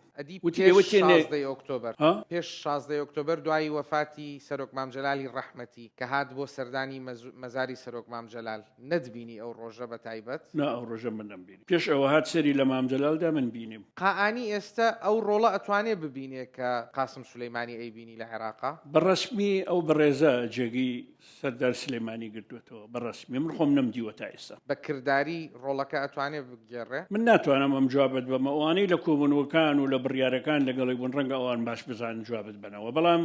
بیرت نەچێ قائانی جەمهوری ئیسلامی ئێرانی لە پشتە زۆر باشە فەرموو سڵاو ئەو کاتت باش بەڕێز مەلا بەختیار من بێریڤان لە بەشی کارگێڕی تەندروستی لە زانکۆی لوبنانی فەڕەنسی مەلا بەختیار کەمێک بێش ئێستا گوتی ئەمن ئەگە لە بارودۆخەی ئێستا دابی ڕیفراندۆمی قبول ناکەم بۆ دەبی قبول نەکەن ئەی بۆ ئەمە زۆر جا بە هۆی هەڵە سیاسەکانی ئێوە ئەمە زۆر قوربانیماندا ئەگەر ئێوە تۆزێک لەوەی قوربانی بدەن و قبولی بکەن بۆچی حتمما بۆ کوردستانێکی سەرکەوتو بۆ قبول نەکەن بۆ قوربانی نەدەن ئایا کوردستان بەرەو کوێ ئێمە وەکو گەنج چاوەڕوانی چی بین ئەی عێراق بەرەو کوێ بەڕێز مەلا بەختیار لەو ڕۆژێکە سیاسەتەی دەست پێکرێت تا ئەمڕۆکە لە سەتادەی چەندەدا بەخۆی و بەوە سیاسەمەداریانی ئەمڕۆی باشوور بێریڤان من ئێستاش ئەیڵێم لە قسەکەشم حەزەکەم جەنابەت و ئامادەبوانی بەڕێز ورد ببنەوە بەڵام لەم زروفە ڕفراندۆم بکرێ زەحمەتە قبولی کەم چونکە خۆ دەبینی لەسەر بودجە و موچە ئێمە 100 جارە چینە بەغدا بەڵکو خواخوایە بودجە و موچەمان باتی ئێمە لەکوێ توانین ڕفراندۆم جێبەجێ بکەین ڕفراندۆم باڵاترین بڕیاری سیاسی چارەنووسازی نەتەوەیە کە ئەبێ هەلومەرجی بۆ هەڵبژێری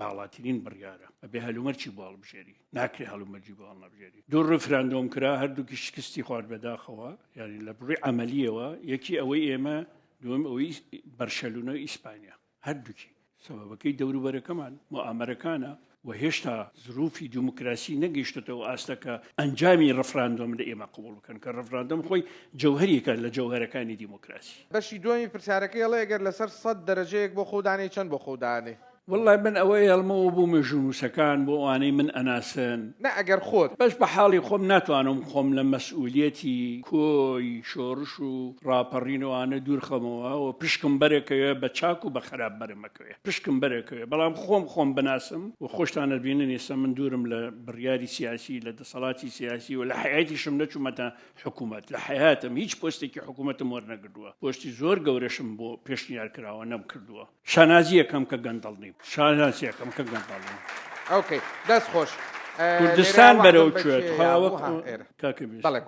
کوردستان بەرەو کوێ من ترسم هەیە بێریڤان ترسم هەیە وردە وردە لە قاڵبمان بدەن وردە وردە لە دوای شکستی ئابووری ترسم هەیە مەرجی خراپتربان بەسەرا بسەپێنن بەس هەوڵ بن پرسیاری دووبارە مەکەنەوە ئەکرێ دەست خۆش زۆر سوپاس بۆ ئێرە لە سلێمانیەوە بەخێر بێ شەوناس فاتح قوتابی زانکۆی سلێمانی بەشی جوگرافیا زۆر بەخێر هاتنە یەکەم پێش هەموو شتێک سێ پرسیارم هەیە پرسیار یەکەم بۆچی تاکی کورد بە تایبەتی سەرکردە کوردیەکان ئەزمون لە سەرکردەکانی پێشووتر وەرناگرن یاخود ئەزمون لە ڕابردوو وەرناگرن سەبارەت بە پرسیاری دووەمیشم حیزبە کوردستانیەکان تا چ ڕادەیەک زمانی کوردیان لە توپەت کردووە واتە زمانی کوردیان نەبردووە بەرەو زمانێکی ستاندارد هەروەکو دەبینین لە زۆربەی میدیاکان هەرێکێک و دەستەواژەیەک بەکارهێنێ بۆ نمونە سەرۆک سەرکردە پێشەوە ئەمیندار هەر هەمانیش ینی هەمووشان یەکمانایان هەیە بۆچی ناتوانن زمانی کوردی بکەنە زمانێکی ستاندارد پرسیاری سێمم پرسیاری کۆتایی تۆ تەمەنێکی باشت تێپەڕاندووە لە ژیان بۆچی زۆر شتت تاقی کردوتەوە بەڵام تا ئێستا بۆچی هەوڵت نەیاوە پەیوەندی خۆت لەگەڵ خوای گەورە بەهێز بکەیت و سەردانی ماڵی خوای گەورە بکەیت زۆر سپاس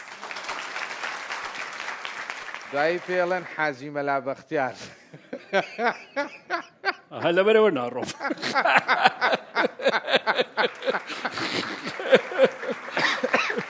ڕەفیقەکانی یەکێکە چن ئاگاداری وە نییە شاناز و سلەیمانی شاناز خەڵکی سلێمانی شەوناز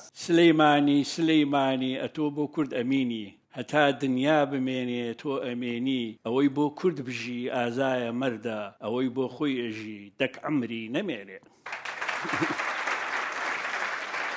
ئەوە شعری محەممەد بەدریە شعری محەممەد بەدری خوا لێ خۆش بووە شاعر بوو لە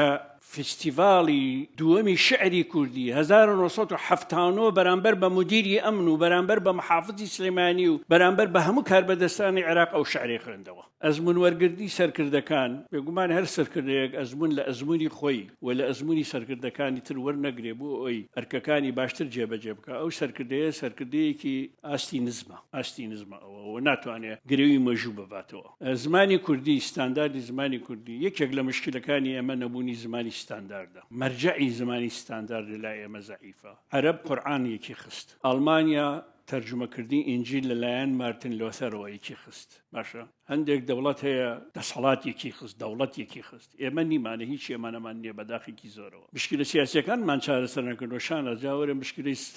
زمانی ستاندارد چۆن چارەسەرکەین وابزانم ئەگەر زمانێکی ستانداردمان بۆ دروست ببێ مشکلە سیاسەکانیش ئاسانتر حەل ببن لە یەک تێگەن وڵی هەوڵێکی زۆر درراوە چەندین کۆنگریشی بۆ بەسرا لە وزارەتی پەروەردە و ئێستا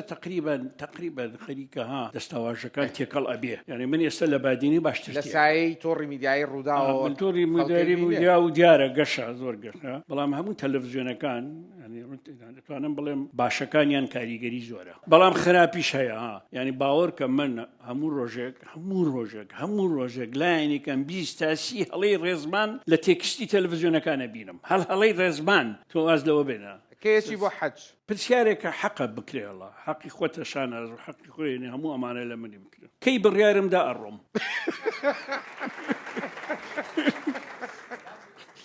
دهۆک کەرکووک ئێستا لەوێەوە کوا کەرکووک لەکوێ دانیشتووە بەخێر بێ کاک مەلا بەختیار دوو پرسیارم لە بەڕێزت هەیە بە کرمانجی باخبە چما سۆرانی بە سۆرانی قسە بکەم بۆی باشتر لێم تێ بگا کاک مەلا بەختیار تو تا ئێستا چەند متمانەت بە چاکسازی کابینەی نوێمی حکوومەت هەیە ئایا خۆت و منداڵەکانت ببنە قوربانی چاکسازی کابینەی نوێمی حکوومەت هەلوێستت چ دەبێت پرسیاری دووەم کاک مەلا بەختیار حەزت لە چ جوارە خواردنێکەیە خۆت چ خواردنێک باشە زانی متمانە بە کابینەی نوێ یەکەم من دەمێکە 3 ساڵیشە بێ 2 ساڵ و نیوە ئەوە متووە ئەم کابینەیە تەحملی مەسئولیەتی هەموو کابینەکانی کوردستان ناکا کێشەکانی ئیداری حکوومەتی هەرێم و کێشە ئابوووریەکان سیاسیەکان قانونیەکان لە یەکەمین کابینەوە تا هەشتمین کابینە کۆبووتەوە ئەم حکوومەتە هات هەموو کێشانەی ڕوبەڕوو بووتەوە بەداخێکی زۆرەوە کاتێک کە نۆمین کابینەدا ئەمەزرێ کە خۆمان لە قەیرانی ئابووریا بووین خۆمان لە قەیرانی ئابووریا بووین لەبەرەوە من ئێستا ڕخنەم لەم کابینەی هەیە ڕخنەکانشم وتووە نووسیوە و ئەوانە قسەم کردووە بەڵام حقیقەت ئینسان بە وجدان قسە بکە ئەم کابینەیە تەحملی مەسئولیەتی هەڵەی کۆی کابینەکانی پێشخۆی ناکە ئەمە یەک خواردن حەزم لە چ خواردنێک ئەنجا حەزم لە چ خواردنێ نییە خواردنە کوردەوارەکان زیاتر حەزم لەیەتی ئاو بەسەرجەم جەماعەت ئاومانەوەی ئاوی حکوومەت چاڵنجی کاک مەسرور بارزانی دەکەین بێتە بەرنامەی بێستون بفەرمێ من پێم وایە ئەم جۆرە بەرنامانە لە بێژنگدانەوەی مەسئولینە کاربەدەستەکانە لە وجدانی خەڵک لەبەرەوەی هیچ مەسئولێک حەق نییە خۆی بدزێتەوە زۆر باشە وابزانم کچە شەهیدێک لە کەرکووکەوە ئەوێ قسە بکوانیە تەواوە ئەوکەی من لینا عەبدوڵڵا قوتابی زانکۆی لوبنانی فەڕەنسی سەرەتا دوو پرسیارم بۆ بەڕێستان هەیە تۆزە بەلجیکە مایکردن بەسەرچە جەناتە هەر لە سەرەتادا لە یەکێتی نیشتیمانی کوردستان ڕۆڵێکی بەرچاو باڵاتان هەبووە و چەندی کەسانی تێوەکو تۆ خەباتیان هەبووە بەڵام تا ئێستا پشتگوێی خراون لە دواهەمی کۆنگرەدا بۆچوونی جەنابتان لەسەر ئەمە چییە ئایا ئەمە بەردەوام دەبێت و بۆکوێ دەڕوات پرسیاری دومیشم لە جەنابتان ئەوەیە ڕەخت سەدام حوسێن کچەکەی سەدام حوسێن دەلێت دەگەڕێینەوە ئایا گەڕانەوەی ئەو دەبێتە هەڵسانەوەی ڕژەمی بەحث دووبارە و چ کاریگەریەکی لەسەر کوردستان دەبێت کاتێکم تۆزێک کاتی زیاتر بدەن چکەمە هەم گلەیەکە تەواوی خەڵکی شارەکەشمە من خەڵکی شاری کەرکووکم وەرەقەی باعیکە ئێرە پێی دەڵێن پسولەی خۆراک وابزانم کە بۆی بکەیتە ئەلکترۆنی چەندین دایرەمان کرد هەجارە و شتێکان دەدۆزدایوت بڕۆ ئەو مەکتەبێکەوە کارتی دەنگدان لێ دەرهێنا کەچی خەڵکێکی عەرەب کە لەوێ دانیشتووە و ئەسڵی ئەوێ نییە بە یەک دایرە لە یەک دەقەدا و کارتەکەی دەدەنەوە هۆکاری ئەمە چییە ئایا ئێوە نتانوت ئێمە پێشمەرگەی کۆن شۆڕشمان کردە تاوەکو کوردستان بکەینە دەوڵەت پارچەکانێک بخەینەوە ئایا کەرکووک پارچەیەک نییە چۆن دڵتان هات ئێوە چۆن دڵتان هاتکەوە کەرکووک بریندار کرد ئایا کەرکووک فرمێسکی نەڕشت خوێنی نەڕشت بۆچی واتان لێ کرد بەچی بە پسوولەکەەوە ئەمە لەکرد نەک لە پسوولەکە ئێوە فرۆشتان شانزەی ئۆکتۆبەر ئەڵێ بەڵێ فرۆشتای تروای لێ هات ئێستا هەتا پێیان بکرێ ئیشەکان لەسەر خەڵکی کوردی قورسەکەن تاوەکو وازیان لێبێنن وای لەیەکەن خەڵکی کورد دەربەدەرکەن ناوت چییە باوکە لینا گیان زۆر سپاس بۆ پرسیارەکانت من و یەکێتی شەرحم کرد ڕوونم کردەوە من و یەکێتی لە چین من هەڵوێستم هەیە ڕقرم هەیە و ئەم سیاسەتی ئێستا یەکێتی بێگومان ئەبێ بگۆڕێ ئەمە ڕێی منە ڕێی هەزارانی وەکو منیشە دوو ڕەغد و گەڕانەوە ئەمە خەوبینینی حشترە بڕاستی ڕەغد وەکو چۆن حشتر خەو ببینە کەس نازانێت چۆنی پشتگیری واز لێ بێنە من بە تۆ ئەڵێم گەڕانەوەی بەعز بۆ سەر حکوم خەونی حشترە خوانە کردا ئەگەر بەعسیەکان محاولە ئینقلاب بکەن یا شتێک بکەن بێن بەغدا و مەغدا بشێوێنن خەتەرناکترین هەلومەرجی سیاسی لە بەغدا و لە دەوروبەری ئەوەیە بۆ کوشتنی خەڵک دەیان هەزار کەستی ئاچێت چونکە شیعە تەسلیم نابێ ئەم جاریان لەبەر بە بەعس چونکە شیعە کۆتاییەت لە دوای هاتنە سەرکاری بەعس نایاڵن بێتە سەر بە هەموو نرخێک نایاڵن من خۆم شیعە نیم بەڵام ئەمە ئەزانم دێکێدەمەوە سەبارەت بە پشولەی خۆراکەوە ئەوەی کە باست کرد معانەتەوە معانەتێکی بچووکە لە چاو ئەو حەملەی تەعریبەکە لەسەر ناوچە کێشە لەسەرەکان هەیە ئێستا هەر خۆی جێبەجێنەکردنی مادەی 140 لە دوای نووسینی دەستور تا ئێستا بەشێکە لە موامەرە بۆ سەر ئەو ناوچانە خۆی ئەوە سپاس دەست خۆش ئەو خاتونە لە پشتەوە بەڵێ دەست خۆش بێ کاک بێستون و بەخێر هاتینی کاکمەلا ئەەکەم من لە کەرکووگەوەم دکتۆر نەهلا ستافی لوبنانی فەڕەنسیم پرسیارەکەم ئەوەیە کە کاکمەلا شوبهاندی 31 ئاب بە 16 ئۆکتۆبەر تاکو چەند ئەو شوبهاندن بەرەوا ئەیبینێ کە ئێمە ئەزانین لە کاتێک کە ئێمە سەدام بەکارهێنرا تاکو ئەزانین کە ئیرانیەکانش لە هەولێر بوو ئەو ساکە بەکاری هێنرا سەدام تاکو ئیران قاودا بەڵام حکومەکەمان خۆمان یعنی کورد خۆی هەولێری حکوم کرد بەڵام کەرکووک وەها نەبوو کەرکووک تەسلیممان کردە بەغدا و خۆمانش ئستا بەڕاستی هیچ سوڵتەیەکمان نییە لە کەرکووک داواکاریەکشم هەیە بەڕاستی ئەو ستاچیۆ پێشمەرگەیە کەوا لە بیدایی کەرکووگە ڕاستە ئێوە ناتوانن ئاڵای عێراق داگرن لە دەستی بەڵام هەر خوازیارم ئەنو هەر ئەوەندە داوا بکەن کەوا بهێڵن لە جیاتی ئەو ئاڵای عێراقا چەپکە گوڵێک لە دەستی ئەو پێشمەرگایە بێ یان بورخێنن ئەو ستاچیە باشترە لەم حاڵەتە سپاس دەکەم بەڵێ دکتۆرە لە زۆر سپاس لەوێکی خەڵکی خانەقین بیت نە کەرکووکی قاودا وتی قاودا لە خانەقێڵان قاوی یعنی دەری کرد قاودا بە هەر حاڵ زۆر سپاس بۆ قسەکانت من دیسان پێم خۆش نییە بەڕاستی بچمەوە سەر سیوێکی ئابوو 16 ئۆکتۆبرەوانە چکە منەوانە بە دوو کەتنی ستراتیژی لە مێژوو خۆمان نەزانم عاقڵی و ژیری ئەوەیە دەرسیان لێوەربگرین نەک بیکەینە مایەی قوڵترکردنی ناکۆچەکانی نێوانمان ئەوە خراپە زۆر خراپە ئاڵا و چەپکە گوڵ دوای 16 ئۆکتۆبەر خانەقین شەنجار و کەرکووک و ئانە دۆخێکی خەمناکی هەیە بەڕاستی زۆر خەمناکە ئەمن بەش بە حاڵخۆم خەڵکی خانەقینم ئەوە خەڵکی خانەقین زۆر لێرە دانیشتون لە دوای 16 ئۆکتۆبەر يعني خانقين للروح معايا كم كسيا بقد من لخانقين خانقيني خوش بيه للروح معايا والله مكو جاران ضلمنايا بچمن او شاركه بداخو لدواي 16 اكتوبر وكو جاران ضلمنايا بچمن او خانا قول بديت دس بيشمنگا بيكرگا يعني دي دس بيشمنگا كركو يسد داجير كراوه فرمو سەرەتا زۆر سپاس بۆ بەرنامەکە و زۆر بەخێر هاتن تەکە من ڕۆمانم لە سلێمانی من ناکەی بەخێراتنی تۆکە نا سپاسی و بەخێراتنی تۆ پرسیارەکە مەتوانی وەکو چاڵەنج وەرگری پێتەڵم ئایا تۆ ئامادەی هەفتەیەک لە ژیانە بگۆڕیتەوە لەگەڵ کەسێکی فەقیرە ئەو نانە بخۆی کە ئەو ئەیخوا و ئەو کارە بکەی کە ئەوەیکە ئەو بڕەپارەیەش پێبێت کە ئەو پێێتی و بە هەمان شێوە ئەوی ژیانی بگۆڕێتەوە لەگەڵەوەی تۆە بۆ ماوەی هەفتەیەک هەموو ئەکسپریەنسەکە تەسویر بکرێ وەکو بەرنامەیەک پێشکەش بکرێ بزانین چی لێوە فێرە بن یاخود واو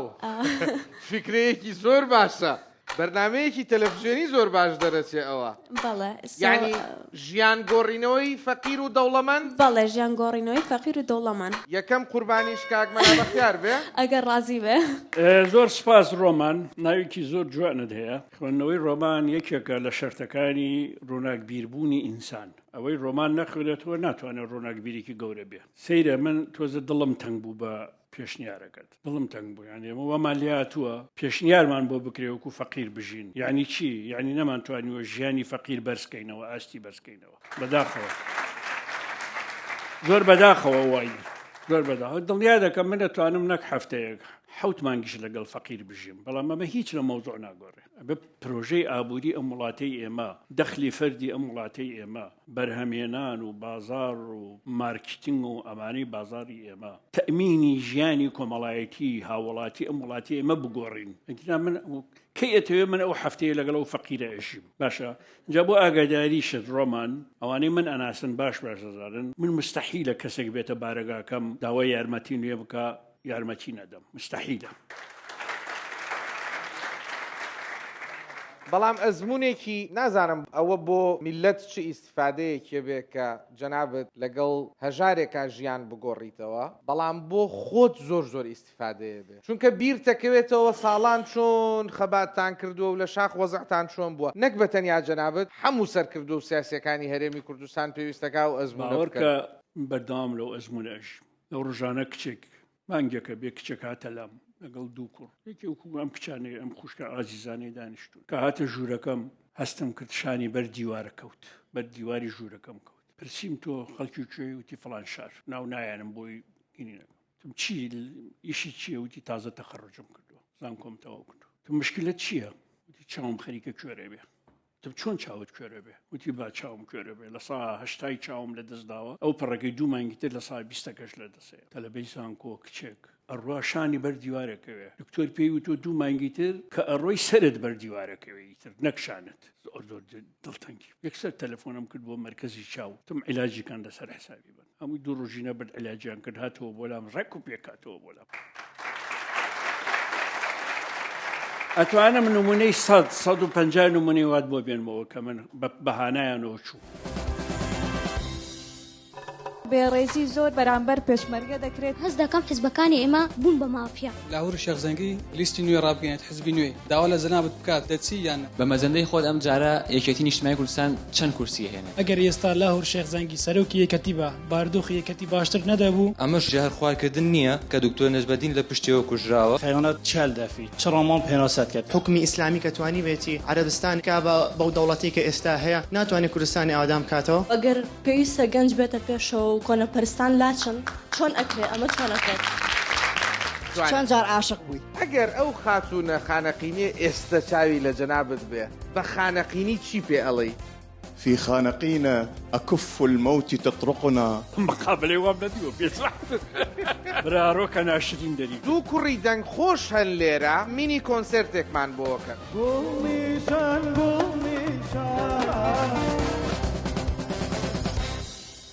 بێڕێزی زۆر بەرامبەر پێشمەرگە دەکرێت هەست دەکەم حزبەکانی ئێمە بوون بە مافیا لاهور شێخزەنگی لیستی نوێ ڕابگەێنێت حزبی نوێ داوا لە زەنابەت بکات دەچی یان بە مەزەندەی خۆت ئەم جارە یەکێتی نیشتیمانی کوردستان چەند کورسی هێنێت ئەگەر ئێستا لاهور شێخزەنگی سەرۆکی یەکەتی بە باردۆخی یەکەتی باشتر نەدەبوو ئەمەش جار خواردکردن نییە کە دکتۆر نەجبەدین لە پشتیەوە کوژراوە خەیانەت چال دەفی چ ڕۆمان پێناسەت کرد حکمی ئیسلامی کە توانی بێتی عەرەبستان کا بەو دەوڵەتی کە ئێستا هەیە ناتوانێت کوردستانی ئادام کاتەوە ئەگەر پێویستە گەنج بێتە پێشەوە و کۆنەپەرستان لاچن چۆن ئەکرێ ئەمە چۆن ئەکرێت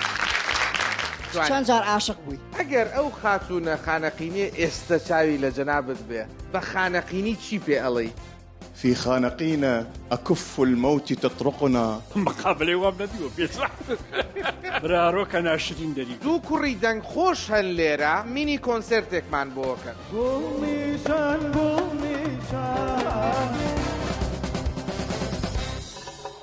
چەلەنگ خان یەکێکە لەو کەسانی کە خۆمان دەعوەتمان کردووە یەکێک لەو گەنجە خاوەن بیر و خاوەن کردارانەی کە لە هەولێر زۆر ناسراوە لە کوردستان زۆر ناسراوە فەرموو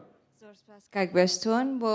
داوەتەکەت خۆم بە شانازی دەزانم کە لێرەم لەو گفتوگوێدا و گوێگرێکی زۆر باش بووم تەواوی ئەو پرسیارانەی کە کرا و تەواوی وەڵامەکانی کە دراوە زیاتر بەلایەنی حزبایەتی بوو لێرەدا پرسیاری من وەیە وەک تاکێک چۆن بتوانێ حزب هەڵبژێری لەسەر بنەمای ئینتیمای کەسایەتی سەرکردەی ناو حزبایەتیەکە یاخود لەسەر ئینتیمای ئەوەی کە کامە حزبە کردداری باشتر دەکات و پرسیاری دووەمیشم هەر لەسەر حزبایەتی بۆچی ئێمە کە کۆمەڵە حزبێک دروست بووە بۆ ئەوەی کە کوردستانێکی بەهێزتر و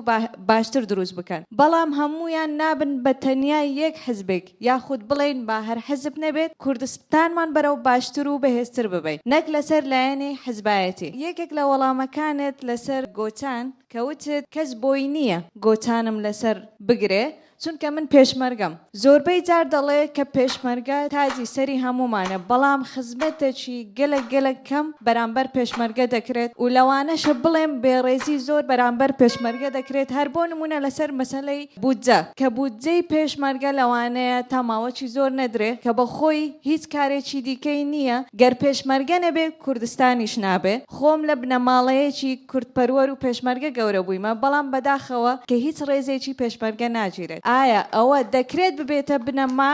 کە پێشمەرگە لە پێش هەمووان بێت دەست خۆش شلون حزب هەڵبژێری لە ئەوروپا حزب بە ممارەسە هەڵبژێرێ یعنی 4 ساڵێتە سەر حکمڕانەکەی باش بێ دەنگی پێدەنەوە پێی باش خراپ بوو دەنگی لێ سێنەن حزبێکی ترەی باتەوە لا ئێمە تێکەڵ و پێکەڵە تەسیری شاخ هەیە تەسیری پێشمەرگە هەیە تەسیری کاریزبا هەیە تەسیری بیرروباوەڕ هەیە تەسیری مەسلحەت هەیە تەسیری مەسلحەت هەیە چەلەنگ ئێستا لە کوردستانە تقریبا 1,500,000 موچەخۆر هەیە دەوەڵی بتوانم چەخت بکە 1,000 بە پێی داتاکانی حکوومەت 1,270,000 بە پێی داتاکانی ئەوەی کە ئێستا هەیە دوای ڕژیمی کردووە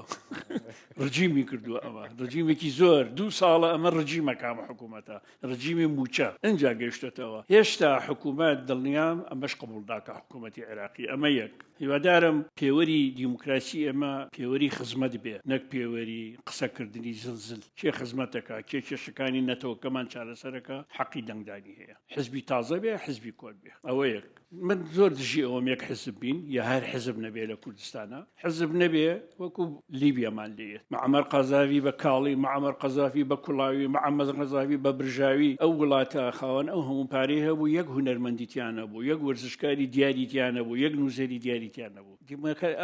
ئازادی نەبوو دیموکراسی نەبوو حزبایەتی لە چوارچێوەی ئاوهەوایەکی تەندروستی دیموکراتە زۆر باشە زۆر باشەوە خزمەت کەم بە پێشمەرگە دەکرێت یەکەم ئازم جەنابەت لەکوێ باوکت پێشمەرگە بۆ یانەوە جێگەی شانازیە باوکو پێشمەرگە بوو یا برات پێشمەرگە بوو منیش 15 ساڵ پێشمەرگە بووم و پێشمەرگە شانازیکی گەورەیە لە مێژووەکی کەس ناتوانین کاری لێ بکە بەڵام لە 164 بودجەی کوردستان بۆ هێزی چەکدارە بۆ ئاگداریت زۆرە 164 بودجەی کوردستان بۆ هێزی چەکدارە عفوم کە بەس ناچێ بۆ ئەو پێشمەرگە داماوەی لە سەنگەرات چەکەکەی لە شانایە ئەچێ بۆ ئەو کەسەی کە بە حساب ناوی لیوایە و ئەڵێ 3,000 پێشمەرگەم هەیە و لە ڕاستیا 300 پێشمەرگە لەو لیوایە ئەرکەبینێ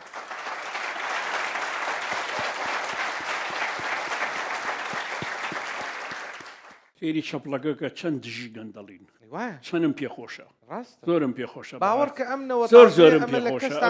ئەمنەوەیە زۆر زدی گەندەڵیە زۆرم پێخۆشە ئافرین من باسی وەکو معلومات قساکە مەڵام لە 164 بودجە بۆ پێشمەرگە بۆ هێزی چەکدار ڕۆشتووە لە ناو بواری هێزی چەکدارە ناڵم پێشمەرگە ئەڵام هێزەکانی چەکدارە و لە هەموو بوارەکانە گەندەڵی هەیە بەداخەوە گەندەڵی هەیە ڕاستە نەعەدالەتی هەیە کاکە پێشمەرگە هەیە مانگی 400-500,000 وەرەگرێ هیواش هەیە 5 ملیۆن دینار وەرەگرێ ڕاستەوە ئەمە ئەبێ بە چارەسەری کام حکوومەتە ڕاستە ئۆکەی دێمە لای تۆ بەس دوو کوڕی دەنگخۆش هەن لێرە سەفا لەگەڵ کەیوان کوان سەفا و کەیوان ئەتوانم تان بینم پرۆڤاکەن ئۆکەی سەفا و کەیوان دوو کوڕی گەنجن هی ئەم زانکۆیە دەنگیان زۆر خۆشە وعدیان پێیا مینی کۆنسرتێکمان بۆکەن بەڵکو لە ناو خانەقینیەکانیش دەنگخۆشەکە بێ بە خانەقینی گۆرایی بڵ هەیە ئۆکەی ئەو خانەقینیانەی کە هاتوون دەنگخۆشیان تایە کوان خانەقینی دەست بەرزکاتەوە کوان ئۆکەی دەنگت خۆشە دەهستە دەیبزانم شاعریشە في خانقينا أكف الموت تطرقنا قبل المغيب فهل للقبر أبواب غبنا إذا أحضر الأغراب سيرتهم وأهل جلدتنا عن أرضهم غابوا الله سیروان محمود شاعرم بەداخەوە بە عەرەبیە نووسم لەبەر ئەوەی پەروەردەم هەموو ژیانم لە بەغداد پێیابیمە دەرەوە دەربیمە هەر ثەقافە عەرەبیەکە وەرگردیمە حاجیش کەم وەزدوان خانەقینی شیرین خۆم قسە بکەم کورکام محمودیت محمود فتح الله عباس بەخێر فتح الله سەر چاو یەکەم من وەکو ممثل خانەقین لە حکوومەت کوردستان ئەوە فواد حوسێن خەڵق پاشکۆپریە هەر مەرحەبای خانەقینیەکە لا خەڵق مەزرعەس خەڵق مەزرعە المهم مەرحەبای خانەقینیەکەت من تو دیماوە دوای شەر داعش 16 ئۆکتۆبر جەنابەت بەرەو خانەقین یەکجار کەمتیت بە اعتراف خۆت و 2 ساعات هاتیت ئەو هەموو دەنگانە کۆت کرد باروداخ خانەقین نێزان وەضع خانەقین ئەگەر وەپی زانیت لەی ڕۆژەی لە نازانیت نە ئاوەگەماکی جەنابەت دوشیت من تەسیس کردم نەکە هەرەباگەما و هەرسیە کولێگەش لەوانەیە لە ناو بدرێت لەبەرەوەی کێشەی اعترافمان هەیە من لێرە و ناو تەلەبەی خۆم قسە بکەم لەبەر ئەوەی هەم شاعرم هەم تەدریسیم لە جامعای گەرمیان نێزام تاکو چەندێک توانیت تا ئیسە تەئثیر بود لەسەر قەرار سیاسی و تشتێک بکەی دەرا ئیشارە ئەوە یەک دووەم کورد لە غەڵەت خۆی کەی حاڵی بود حکوومەت لە 2003 تا ئیسە بە بێ کورد چ پارتی چیەکێتی ناتوان التشكيل بكريات يسيش ودنگ يكتيو بيس حكومة لبر أوي مقتدى الصدر لقل بارتيو تشكيل حكومة توانستن بكان تاكو يكتي نتوا شوية أو بشين أو ريزيتر كي كرد لغلط خوي حاليبود نجا يك سؤال تر تواني أو باقي جيان دا وكو خانقينيك وكو من معيشة بكي لخانقين سیروانجان هر شکل مرا خانقین را کردستان کرد مسی و خانقین لایمن باشی گل کردستان یک دوام ام دوسیه ساله حکومت توش ازمه مالی خراب بیه نتوانم زخت بکم بس وجلو کردیام و کار خاصش کریه لخانقین ناکر جمیل نبین باشا خانقین اجازه بدهی من هات مسا خانقین 2003 وقتی صدام سقوط کردیا لخانقین لبغ ممنوع بی دیوارگان لبغ بکید خاصه لخانقین مامستای خوم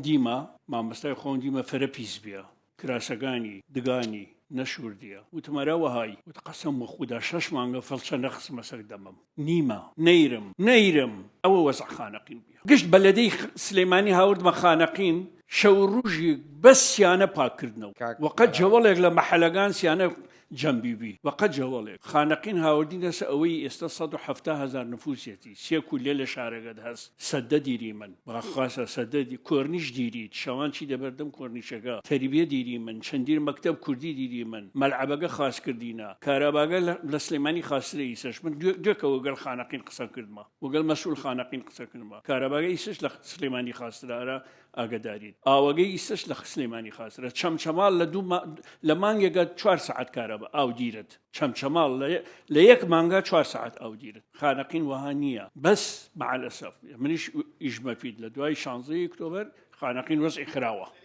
توينم بام لخانقين معيشة بكم يعني كم من مالم هس لخانقين مال دايقم لخانقين مال كسوكارم لخانقين خوزاني هيج روجنية 5 تا 15 خانقين نيدا لايمن هيج روجنية تين اللام او دكتور اسويان دانشنا ليرا با خوان شايتي بدن كا شكي من را خانقين شنيكي من را خانقين استتوينم بام را خانقين والله راسني كم وقالت بيشم استتوينم چكم مسؤوليتكم شتيكي تريسا يعني بام خانقين حصر بوم لخانقين لسليماني زيادة يعني حركة بكم زيادة بس أجر مخير بم أو كارني توام بكميان لخانقين أرام بكريات يا مخانقين أوكي زور باشا أم خاتونا فرمون سرتا بخير بملا باختيار خوش حالب من عيشان زرار خوينكاري كمبيوتر ساينزم لا زانكوي سورا من اول بي عالم لو ماويه دا لو صالة دبليم هزدا كم حزبكاني اما بون بمافيا تيرور كردني كار بدستكاني خويا من اول بينيوا ليكتيا كتسن كار بدستيك خو بربرز لناو يكتيا تيرور كراون آیا پێتوانە ئەوە کاریگەری دەبێت لەسەر حیزبەکەی تۆ لە هەڵبژاردنە و ئەوە ئاراستەیەکی خراپە بۆ هەموو حیزبەکان هەروەها قسەی تۆ چییە بۆ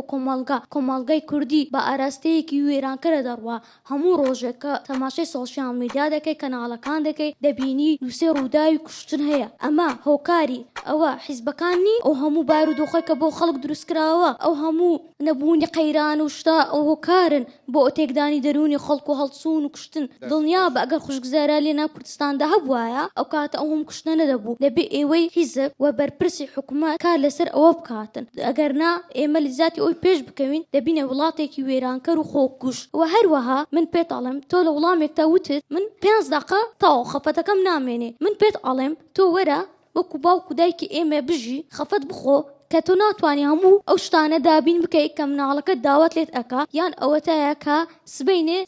داواکاریەک هەیە مناڵەکەم بۆ ئەوەی بۆ جێبەجێ بکەم کە ناتوانم من 3 مناڵم هەبێتن ناتوانم یاخود منداڵێکی خان پێداسی تایبەتم هەبێ کە بیر لەوە بکەمەوە ئایا دەبێ ئەوە کە من نەمام لە ژیاندا چێ ینی سەرپەرشتی بکە چێ بەخێوی بکە مناڵەکەی مچی لێ بێ ئەگەر تۆ وەکو دایک و باوکی ئێمە بژیت دڵنیا بە ئێستاکە زۆر تەمەنی پیری پێوە دیارە بوو تەمەن درێژ بی دیار نییە تۆ باوکی من تەمەنی بەقەت نیوەی تۆیە ئەگەر بێت و لە تەنیش تۆ ڕاوەستێ دڵنیا بە لە تۆ گەورەتر دیارە ئەوەش هۆکاری خەموو خەفەتە ئەگەر خەموو خەفەتت زۆر بێت دڵنیا بە پیر دەبی هەموو ئەو هۆکارانش بەڕای من ڕاستە ئینسان دەبێت خۆڕاگر بێت دەبێتن بورەی هەبێتن دەبێت کار لەسەر دەرونی خۆی بکە سایکۆلۆجیا بەڵام هەندێک شتەیە ئینسان بەرگەی ناگرێتن من وەکو کەسێکی گەنج لەو وڵاتەیە 22 ساڵم باشە تەمەنم بەڵام بەقەت کەسێکی 40 ساڵ ئەزمونم کردو لە ژیان ئەو هەموو خەفەتە و ئەو هەموو زەحمەتێک کە گەیشتمە بۆ قۆناغا شانازی بخۆمەکەم کەسێکی خۆڕاگر بوومە ئەتوانی حەزەکەم بیتە ئێرە حەزەکەم بیتە ئێرە هەموو بتبینن هەموو پێکەوە شانازی پێوە بکەین.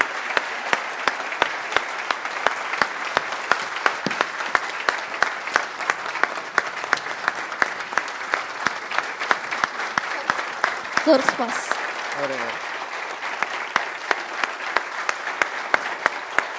سپاس سپاس.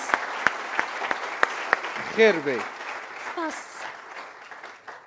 من وەکو هەموو گەنجێک وەکو نوێنەری خاوەن پێداویست تایبەت قسە ئەەکەم. ئێمە بێئەمەل بوو لە سیاسەتەکانی خۆمان چونکە هیچ شتێک بۆ گەز نەکراوە و بۆچینی خاوەن پێداویستی تایبەتش نەکراوە. من تاوەکو ئەتۆمەنە هاتووم هیچ یارمەتیەکم نەدراوە هیچ کار ئاسانیەکم بۆ نەکراوە بە هەموو زەحمەتیەکانی خۆمەوە بە یارمەتی و پاڵپشتی خوای گەورە ئەوڵزار پاشان دایک و باوکم و خێزانەکەم تاوەکو ئێرە منیان هێناوە. من دەبێ حکوومەت یارمەتی منیدا بە بەرپرسەکان هەر کەسێک چونکە خاوەن پێداویستی تایبەت زۆر بڵێم زۆر پێویستی بە کار ئاسانی هەیە بۆ ئەوەی خۆی پێ بگەێنێ. من چاوەڕێ ناکەم حکوومەت یارمەتیم بدات و وەکو موچەیەکی 150,000 کە بمنێتەوە دەیدا بە خاوەن پێداویستی تایبەت.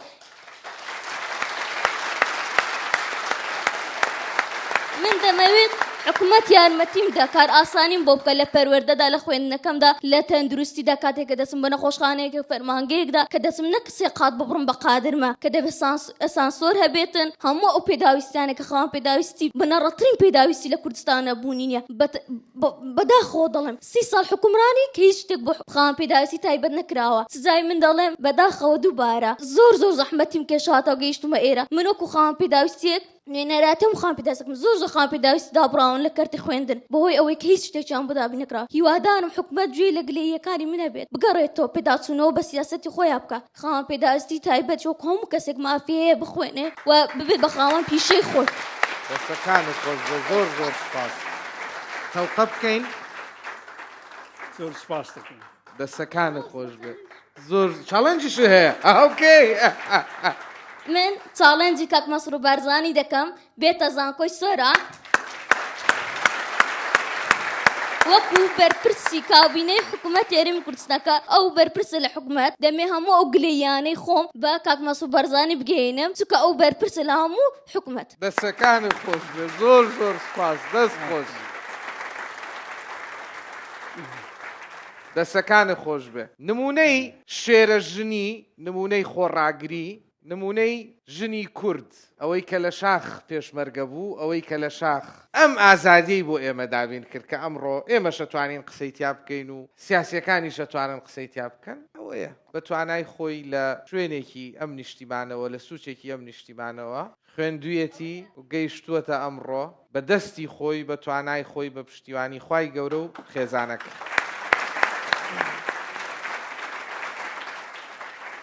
وڵی زمان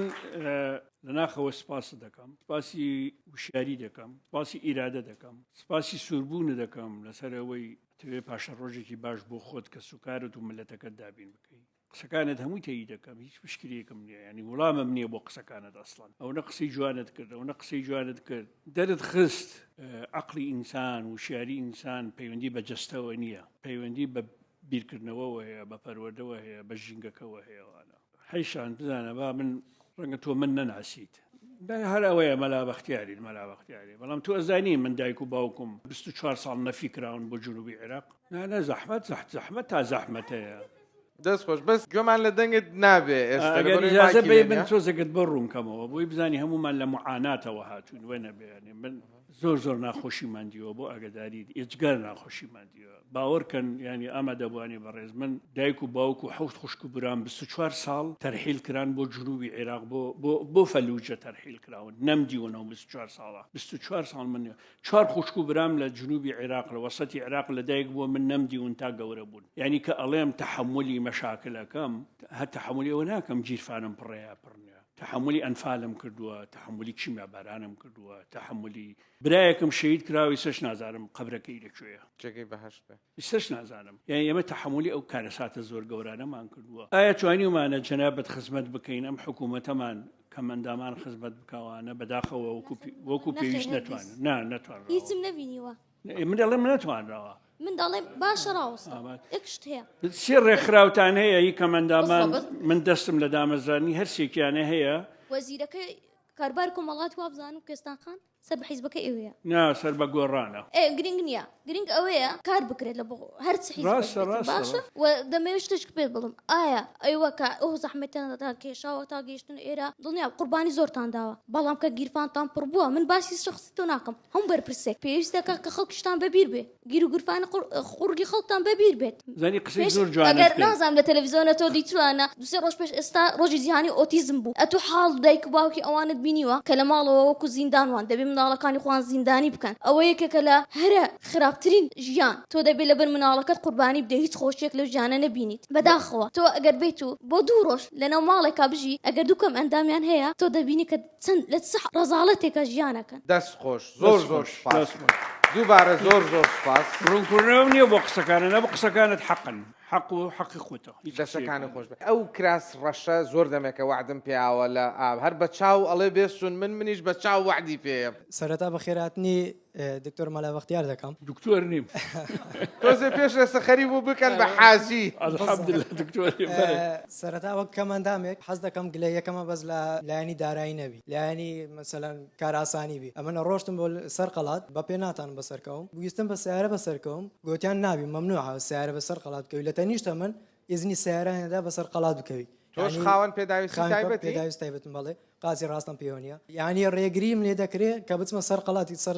خۆشترین شوێنی شارەکەم بەڵام لەو بە سیارە بە تەنیشتەمدا تێدەپەڕ نازانم مەسلەکە چیە پارەیە یان بیانیەکان بە ئیسراعاتی خۆیان دەتوانن بچن بەڵام من گەنجێکی و شارە یعنی ناتوانم بە سەر قەڵاتی شاری خۆم بکەوم سوپاس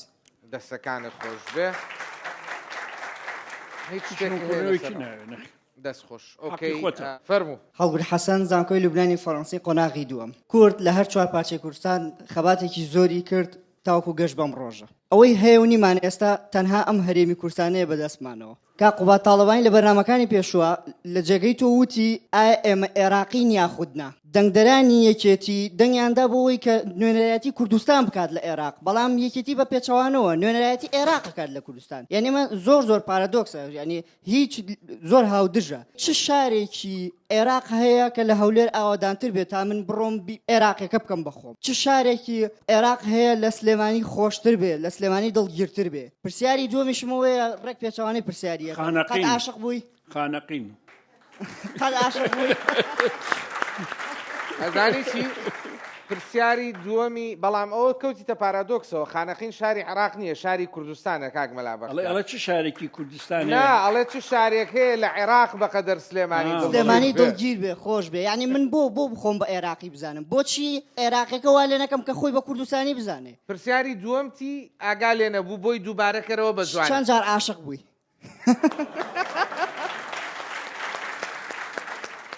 جارێ سەبارەت بە یەکێتی ئەوەی کە لە عێراقا یا لە هین نێوانە پێما بێ ئێستا کێشەکەمان بەداخەوە لە دوای ڕفراندۆمەوە دەوای لاتوی بەغدا بۆ بە چەقی چارەسەری کێشەکان هیچ حزبێک ناتوانێت لاری لەمە هەبێت بەغدا چەقی چارەسەری کێشەکانمانە و لەوەش خراپتر بەداخێکی زۆرەوە وای لاتۆ هەندێک کێشەکە لێ لە چارەسەر نەکرێ هەندێک حزب ئەچن لە محکەمەی اتحادی شکاتەکەن محکمەی اتحادی کە قرارەکە ناچارمانەکە قرارەکەشی جێبەجێ بکەین وای لێ هاتۆ دۆخەکە بەداخۆ وای لێ هاتووە خۆمان دەستورمانە بۆیە ئەمە ڕووی نەئەدا خۆمان دەستورمانە بۆ ئێمە قەت ڕووی نەئەدا ئەوەیە یەکێتیش لە زمنی ئەو حیزبانە کەم زۆر دەستی گردۆ بە بەغدادەوە هیچ لاریم لێ نییە یانی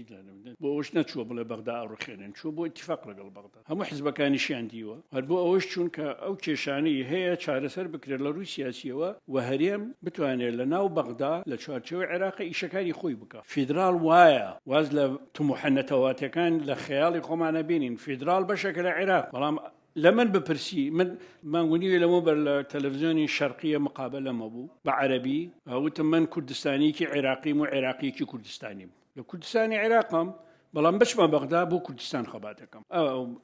مەبدەئی من ئەوەیە جگە لەمە هەر کوردێک و هەر حزبێکی کوردستانی جگە لە کوردایەتی وانە وتم لە پۆلی کوردستانی لە دەروی پۆلەکە بفرێ لە بەغدا زەرەرێکی گەورەکات زۆر زەرەری گەورەکە چەند جار عاشق بووی لە ژیان تا لێتە پرسن 3 جار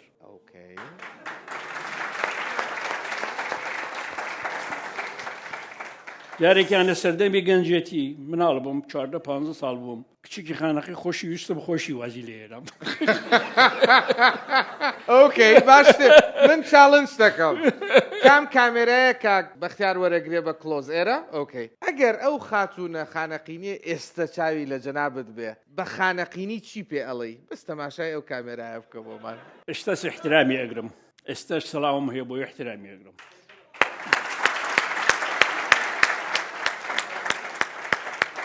ئەزانم شووی کردووە ئەزانم ماڵی لەکوێیە ژیانی لەکوێیە ئەویش احترامێکی زۆری بۆ منەیە ئەمووی ئەزانم کە سوکاریشی باشترین علاقیان لەگەڵ من هەیە کە سوکاری کاکی دادەی هەرچیەکی هەیە باشترین احترامی بەس ئەو وازی لە جەناب بهێنا ئەو وازی هێنا بۆچی لەبەرەوەی چوویتە شۆڕش یا لەبەرەوەی ناوەڵا نا من عمرم 16 ساڵ بوو ئەو خانمە باشم بناسێ لەبەر فەقیری وازی لێهێنا وازم لەو ئەسڵی خۆم نەیەنا و ناشێنم هەتا ئەمرم چەپم و هەتا ئەمرم سەنگەری من سەنگەری کرێکار و جوتیار و هەژار و ئەوە ئەبێت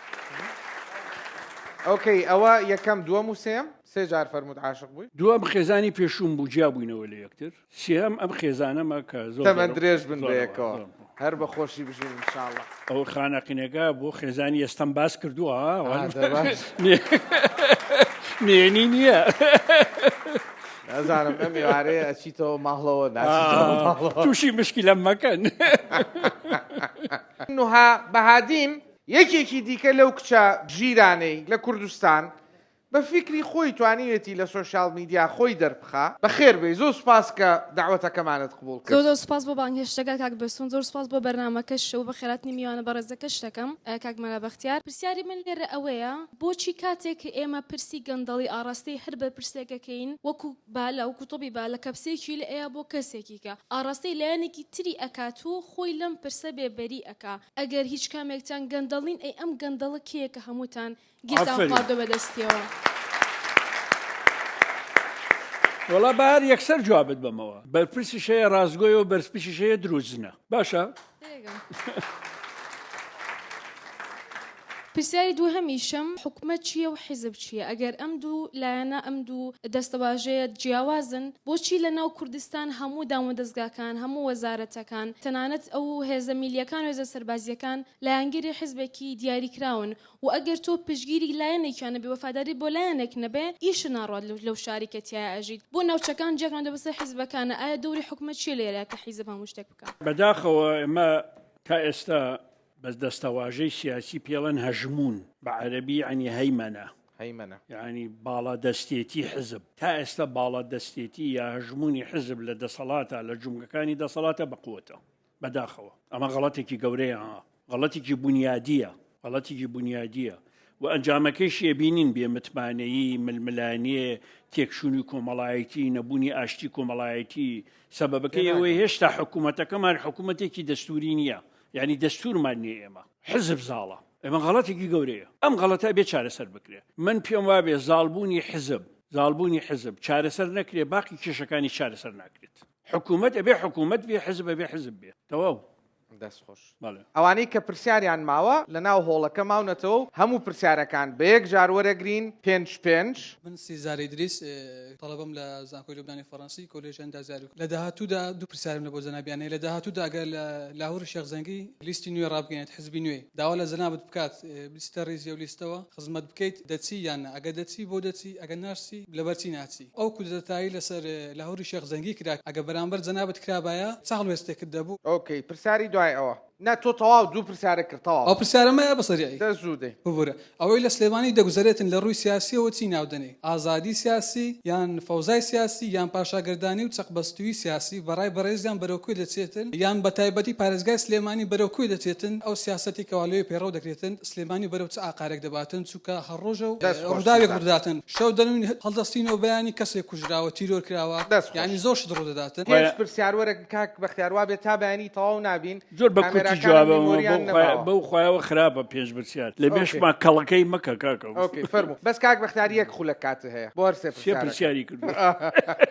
سپاس کاکە گیان من هەر لەگەڵ ئەوە نیم لەم هەلوو مەرجە لەو پرۆسە ڕەسمیی بۆ هەڵبژاردن هەیە لست لە دەرەوەی ئەو پرۆسەیە هەبێت لەگەڵ ئەوە نیم هەر کەسێک بیکە لەگەڵ ئەوە نیم لاور بیکە من بیکەم تۆ بیکەی لەگەڵ ئەوە نیم دۆخەکە ئەوە هەڵناگرێ ئێستا پێشم سەیرە ناوچە کێشە لەسەرەکان هێزە سەرەکیەکان لە ناوچە کێشە لەسەرەکان سیستەمەکان نەیانتوانی لیستی هاوبەش بکەن من ئەوەم پێ خراپە جاوەڕێ لیستێکی تریش دروستکەیت لەبەرەوە ئەوە جوابی یەکەم بە ئەوەی بەرامبەر بە کاکلاهور کرا من کاتی خۆی وتارم نووسیوە تمە بەڕێڕەوەی حزبیاتیە نەپەڕیوە خراپە ئەبە سلەیمانی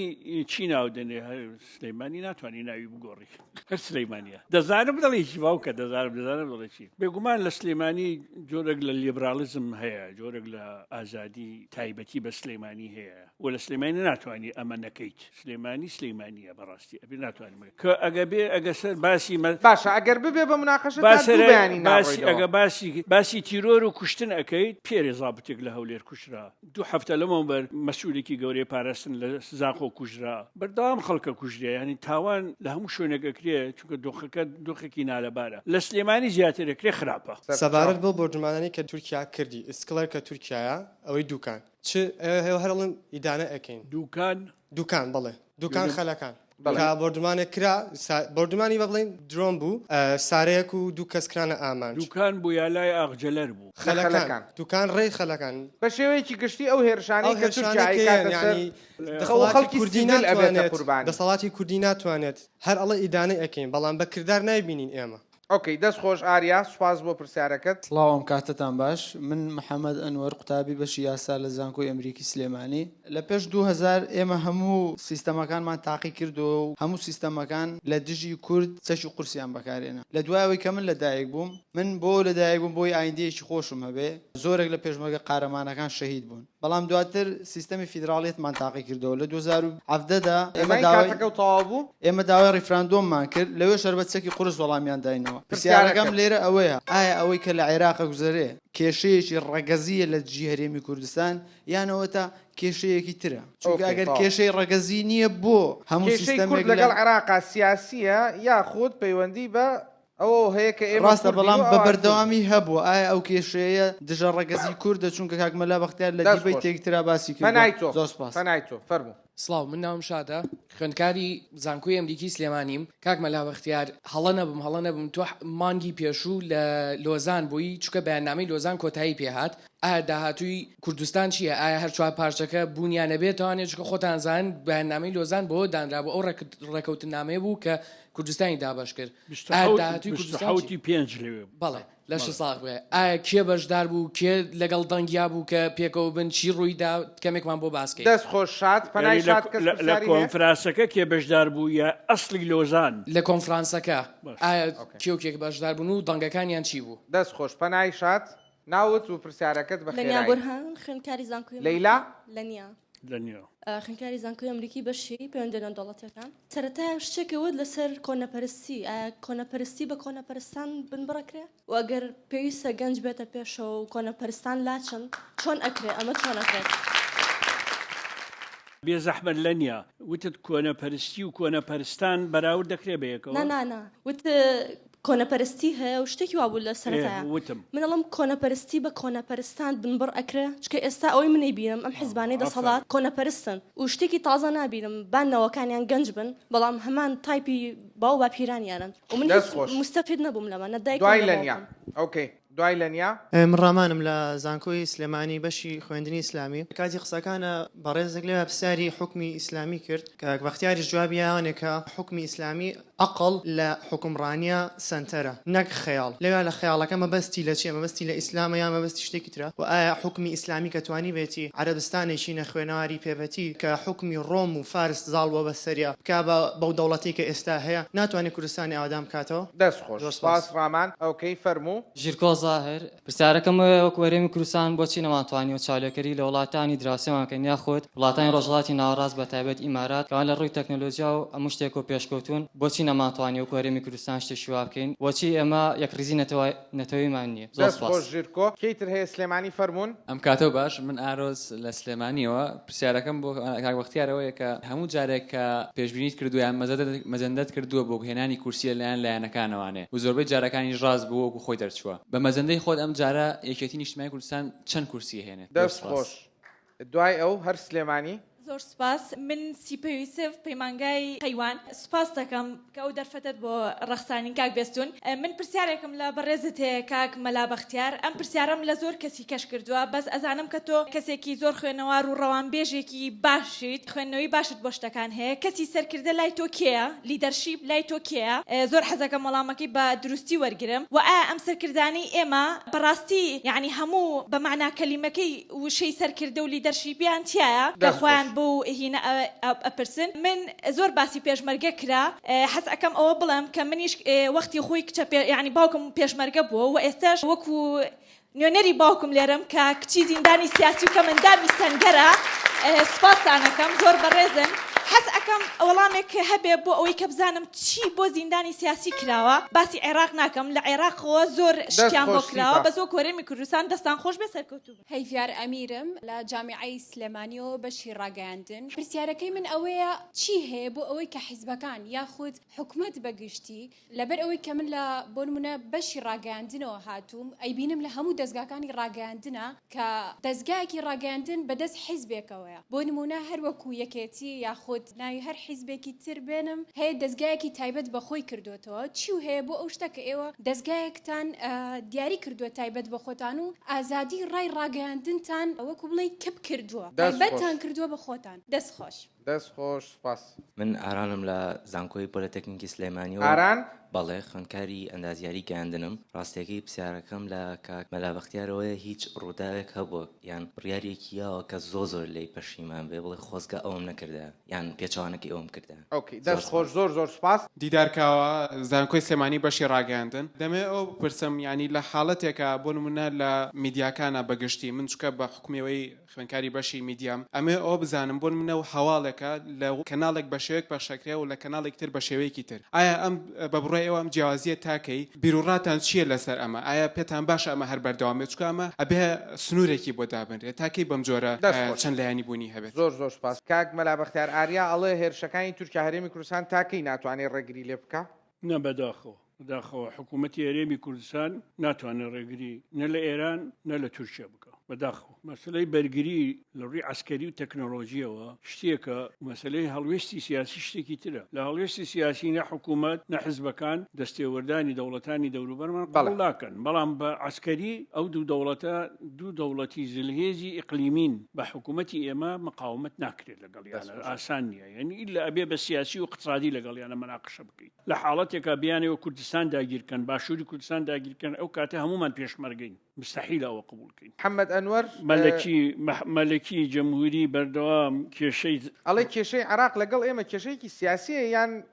پێویستە بە ڕەگەزمانەوە کە ئەوان کوردیان قبول هەمووی سیاسیە کاتێکە حکوومەتی مەلیکی حاکم بوو سیاسی بوو کاتێکە حکوومەتی جمهوری حاکم بوو سیاسی بوو کاتێک حکوومەتی نەتەوایەتی بەعس و حرس قومەکان حاکم بوون سیاسی بوو کاتێکە ئێستا شیعەکان حاکمن سیاسی هەموو سیاسیە قفڵەکەم ئەمەیە ستراتیژی گەلێکی ڕزگاری خوازی وەکو ئێمە لەگەڵ ستراتیژی عقلێتی حکومڕانی حکوومەتەکانی عێراق جیاوازە ئەوان حکوومەتێکی مرکزی خەفەکەر بێماف لەگەڵ ئێمە تەسەڕفەکەن نایان هیچ مافێکمان بدەنێ مافی دیموکراسی ئێمەش داوای ئازادی و دیموکراسیەکەین ئەم دوو منتالیتێتە یا ئەم دوو عقلێتە یا ئەم دوو ئایدۆلۆژیەتە لە دامەزرانی دەوڵەتی عێراقەوە تا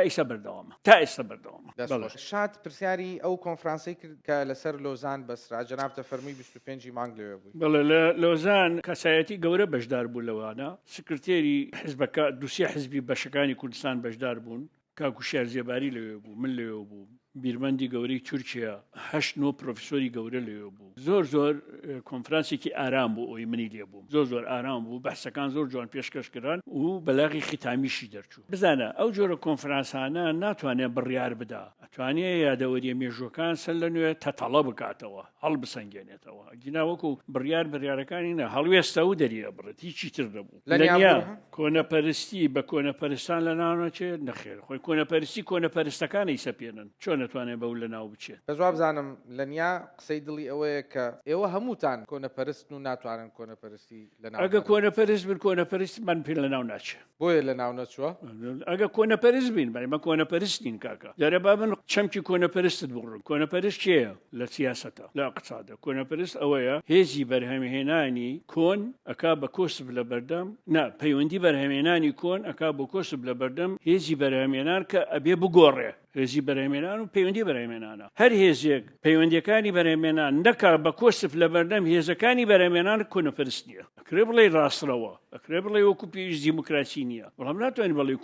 کۆنەپەرست مەسەن لە سەردەمی دەرەبەگایەتیە کە مجتەماع تەحولیە کرد بۆ سەرمایەداری هەموو دەرەبەگایانەی حەزیان ناکرد سەرمایەداری یا دیموکراسی بێتە سەرکار ئەو کۆنەپەرست بوون ڕامان پرسیاری کرد ئەڵێ حکمی ئیسلامی بۆ ئەوەنە ئیزعاج دەکا و پرسیاری ئەوەی کرد وتی جەنابەت باسی خەیاڵت کرد ئایا مەبەست خوراافیاتت کرد ئایا مەبەستت ئیسلامە وەڵێ ئیسلام توانیوێتی عەرەبستان بکا بە دەوڵەت بۆچی ناتوانێت کوردستان بکا بە کۆمەڵگەیەکی پێشکەوت یەکەم عەرەبستان ئیسلام نەکرد بە دەوڵەت ئینگلیز کردی بە دەوڵەت 1970 شەریف حسێنی مەکە لەگەڵ ئینگلیز ڕێککەوت بەداخەوە شێ مەحمووی ئێمە لەگەڵی ڕێک نەکەوت نەک هەر عەرەبستان هەندێک لە دەوڵەتانی خەلیجیش ئینگلیزکردنی بەدە چوار دەوڵەتی دروست کرد لە دوای سایکس پیکۆ کورد و ئەرمەن و فەڵەستین تیاچوو بەڵام عەرەب هەڵسایەوە بەس کاک بەختار ناتوانین نکوڵی لەوە بکەی کە ئیسلام مەدەنیەتێکی دروست کرد لە حیجازە و ئەو مەدەنیەتە بۆ 1300 ساڵ بەردەوام بوو یعنی شانازی یەکەم ئیسلام هەر هەنگاوێکی مەدەنی نابێ بەڵام ئێستا محەممەد بن سەلمان کە جێنشینی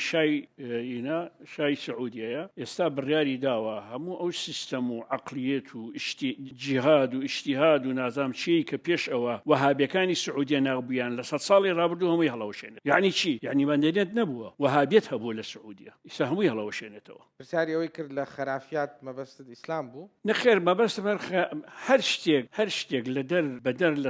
لە عقل سنتەر بێ ئەبێ بە کۆسب لە بەردەم بەکارهێنانی ئەحکامەکانی عقل لە بنیادنانی دیموکراسیە عقل ئەبێ سنتەر بێ هەر شتێک کۆسب بێ لە بەردەم بەکارهێنانی عقل و عقل بکرێ بە سنتەر هەر شتێک بێ ئیسtisna زەرەرەگەیەنێ دەستخۆش ژیرکۆ پرسیاری کرد دەڵێ بۆچی نەمانتوانی وەکو ئیمارات بین ئێمە وەکو هەرێمی کوردستان یەکەم لەبەرەوەری ئیمارات دەوڵەتە دووەم لەبەری ئەوەی ئیمارات بەڕاستی فیدراالیە حوت فیدراالی جیاوازن هەر حوتی دەسەڵات بەپێی دەستور پیاندراوە ئابووریکی بەقووەتیان هەیە زۆر بەقووەتیانە ئەو سیستەمی کە ئێستا لە ئیمارات هەیە لە پەنجاکانەوە خۆبەرایی ئینگلیز زۆرتر دەوریان هەبوو لەم سیستەمە پسپۆرەکانی ئینگلیز دەوریان هەبوو لەمە ئێستا زۆر پێشکەوتون ئیمارات تەجروبەیەکە زۆر دراسی لەسەر ئیمارات زۆر ئەم ساڵ لە سەرەتای ساڵەوە هەتا مانگی 8 ملیۆر و 600 هزار کەس چۆتە سیاحەتی ئیمارات هیچیشی دیان نییە هەر بینایە 8 ملیۆن بۆ سیاحەت چۆ بۆ ئەوێ وایان لە وڵاتەکە کردووە ئەگە کە چیتە مەتاری دوبەی وازانی لە پاریسی وازانی لە بەرلینی وازانی لە فرانک پێشکەوتووە ئیمکانەتێکی ئێجگار زۆریان هەیە بە سەدان ملیارد دۆلاریان دەسەکەوێ ساڵانە ئارۆس ئەڵێ یەکێتی چەند کورسی ئێمە بۆ نەبووین ئێمە ئەخبا ئەوش بڵێم کاکە بێستن یەکەم ئێمە دەوڵەتی سەر بەخۆنین فەرمەوەتە تازە مەرجە ئابووری خراپەکانمان بەسەر ئاسەپێنن تۆ مەرجە ئابووریەکانی دەوڵەتی مرکزیت بەسەر ئاسەپێنن چۆن نەتوانی بیبی بە ئیمارات لە ئیمارات کەس ئەو مەرجە ئابووریە ناسەپێنێ بەعکسەوە کۆمپانیا گەورەکانی دنیا داد و بێدادیانە بەدەست ئیماراتەوە بەدەست بەرنامەی ئابووری ئیماراتەوە ئێمە دەوڵەتین کاکە یەکێتی چەند کورسی دێنەوە بەڵێ خوازانێ ئەی عەبدیش ڕەنگە تەسەورێکی هەبێ والله زەحمەتە ئینسان بۆ من زەحمەتە فاڵ بۆ ئەمە بگرم کە یەکێتی چەند کورسیانێ بەڵام ئەزانم ناڕزایی بەرامبەر بە یەکێتی زیادی کردووە لە دەنگدەرەکانیە لە دەنگدەرەک بەڵێ کورسەکانی احتیمالی زۆرە سەر کەم بکە بەهێزی دووەمێنێتەوە لە کوردستانە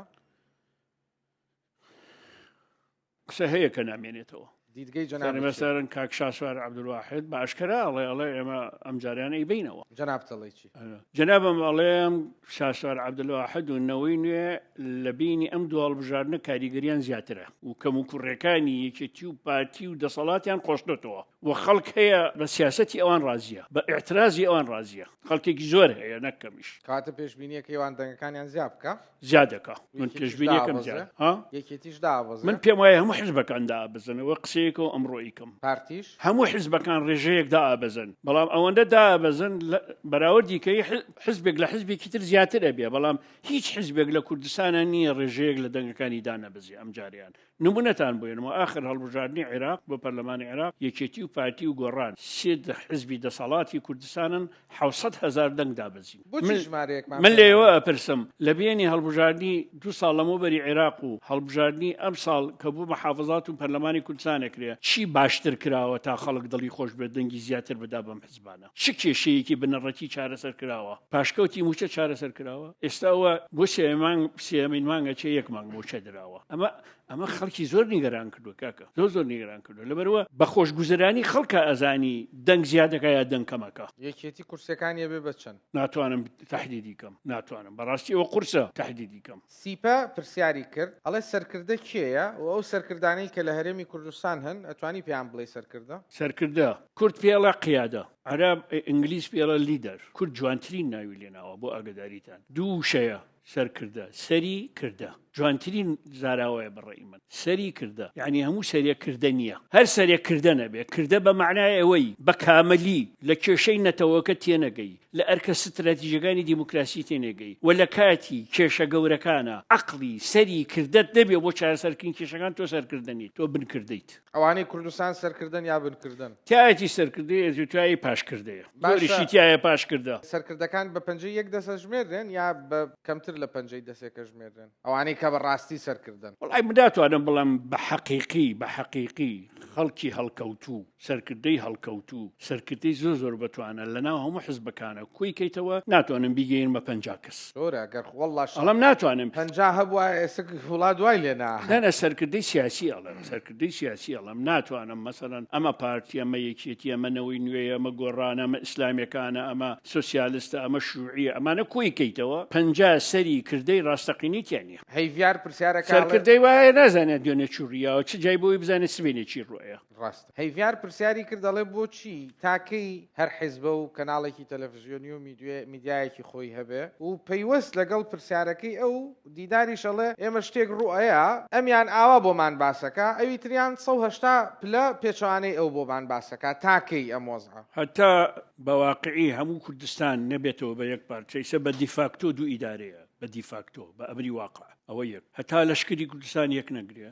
هەتا ئابووری کوردستان یەک نەگرێ هەتا دەستوری کوردستان ڕاپرسی لەسەر نەکرێ ئەم دۆخە تاڵە هەر ئەمێنێ ئەرکی هەمومانە بیکەین نەکردنی خەتەرە یعنی چی نایکەی زۆرترین دەرفە دەدەی بە داگیرکەران کوردستان دەستە تێوەر بدەن بتکڕن ئاران پرسیاری کرد ئەڵێ لە چ شتێک پەشیمانی لە ژیانتە لە هەندێک شەڕی ناوخۆ پەشیم لە هەمووی نا لە هەندێک من هەر شەڕێکی دیفاعیم کردی بێ ئەی پارێزم یعنی شەڕی ناوخۆ هەنێکیان لێی پەشیمان نیت لە شەڕی ناوخۆ لە هەندێک پەشیمانم ئەی کامانە پەشیمان نیت جا بۆ بچمە سەر وەڵڵاهی بۆ ئەو قەتماڵەی هەڵمەوە من لە شوێنێکە دانیشتوم هەری هێزی کاتی بێتە سەرم دیفاعم لە خۆم کرد بێ حەقی خۆمە باسی 94 بۆ 98ەکەی یا پێش لە 76ەوە باسەکەمە تا ڕاپەڕین تا ڕاپەڕین چوار بۆ 98 لی پەشیمانی 4 بۆ 95 و 96 من مەسئولی ئەوە بووم نێڵم شەڕی ناوخۆ لە ناو هەولێر ڕوو بدات لەگەڵ خوالێ خۆش بوو مامۆستا سەعاد عەبدوڵڵا گەڕک بە گەڕک ئەچوینە ناو شەڕەکانمان ڕاگرت گەڕک بە گەڕک ئەچوینە ناو شەڕەکانمان ڕاگرت بەڵام وردە بەداخەوە شەڕەکە وای لێ هات دەستێوەدانی ئەقلیمی ئەوە ڕوویدا هەمومان تێوە گلاین ئێوار باش ئەسکۆڤان دەرچووە زانکۆ ئەمریکی کوردستان دهۆک بەشی پەیوەندی نیڤدەوڵەتی نوکەژی قوتابیە ماستەرمە زانکۆ کوردستان هەولێر بەشە دیپلۆماسی و یاسایên نیڤدەولی مدوێت ئەس بژمە مامۆستا بەختیاری مەڵە بەختیاری خەیانەت چل دفی چه رامان پناست کردن اگه بهن تحکین حکمرانیت کردی هر سردم میرنشینا تا افریقا پناهت بن بو خیانته گلک شون دم خیانت کن به دستکفتی قلم دن زور سپاس دست خوش اوی پنات ازانی من بعد دینی باش تیناگم من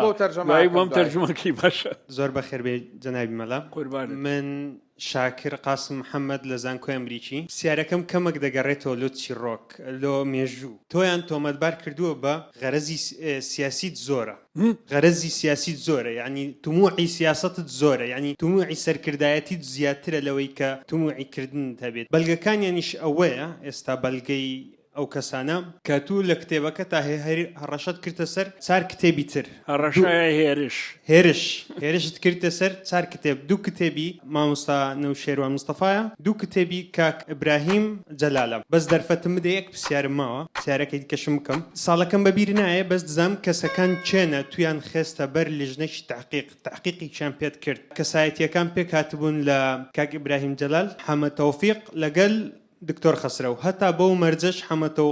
تەوفیق بەخۆی لژنەکەی بەجێهێشت گوتی من تااقەتی ئەو کەسایەتیم نییە هۆکار چ بوو تویان خێستە بەر ئەو لیژنەیە و بەرەو تاقیقا زۆر سپاس خۆش شنو سەفەرەی لە زانکۆی سۆران پرسیارم لە مەلابەختیارەوە بوو بۆچی بێجەنگن ئێستا 23 هەفتی 2023 100 ساڵ تێپەڕی بەسەر پەیماننامەی لۆزان ئەکسپایر بوو ئەم پەیماننامەیە دەکرا نوێ بکرایەوە و کورد ینی وەجواب بێتن لەسەر مافی خۆی چیتر بێجەنگ نەبێتن 100 ساڵ پێش ئێستا بەبێ کورد واژوو کرا و هەلێکی زۆر گەورە بوو هەتا کورد چیتر بێدەنگ نەبێتن دەست خۆش دوای شنۆ کێ هەیە لە سۆرانەوە ئێوارە باش ئارامم لە زانکۆی سۆران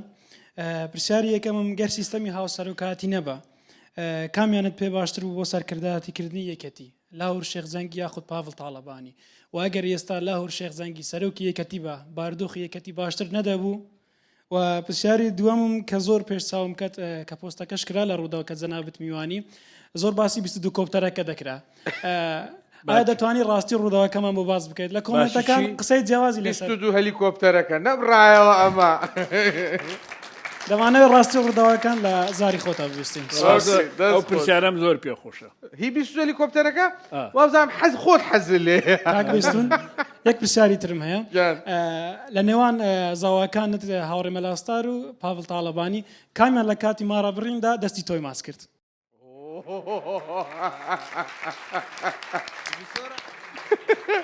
من بەخێر ئاڵۆز بوو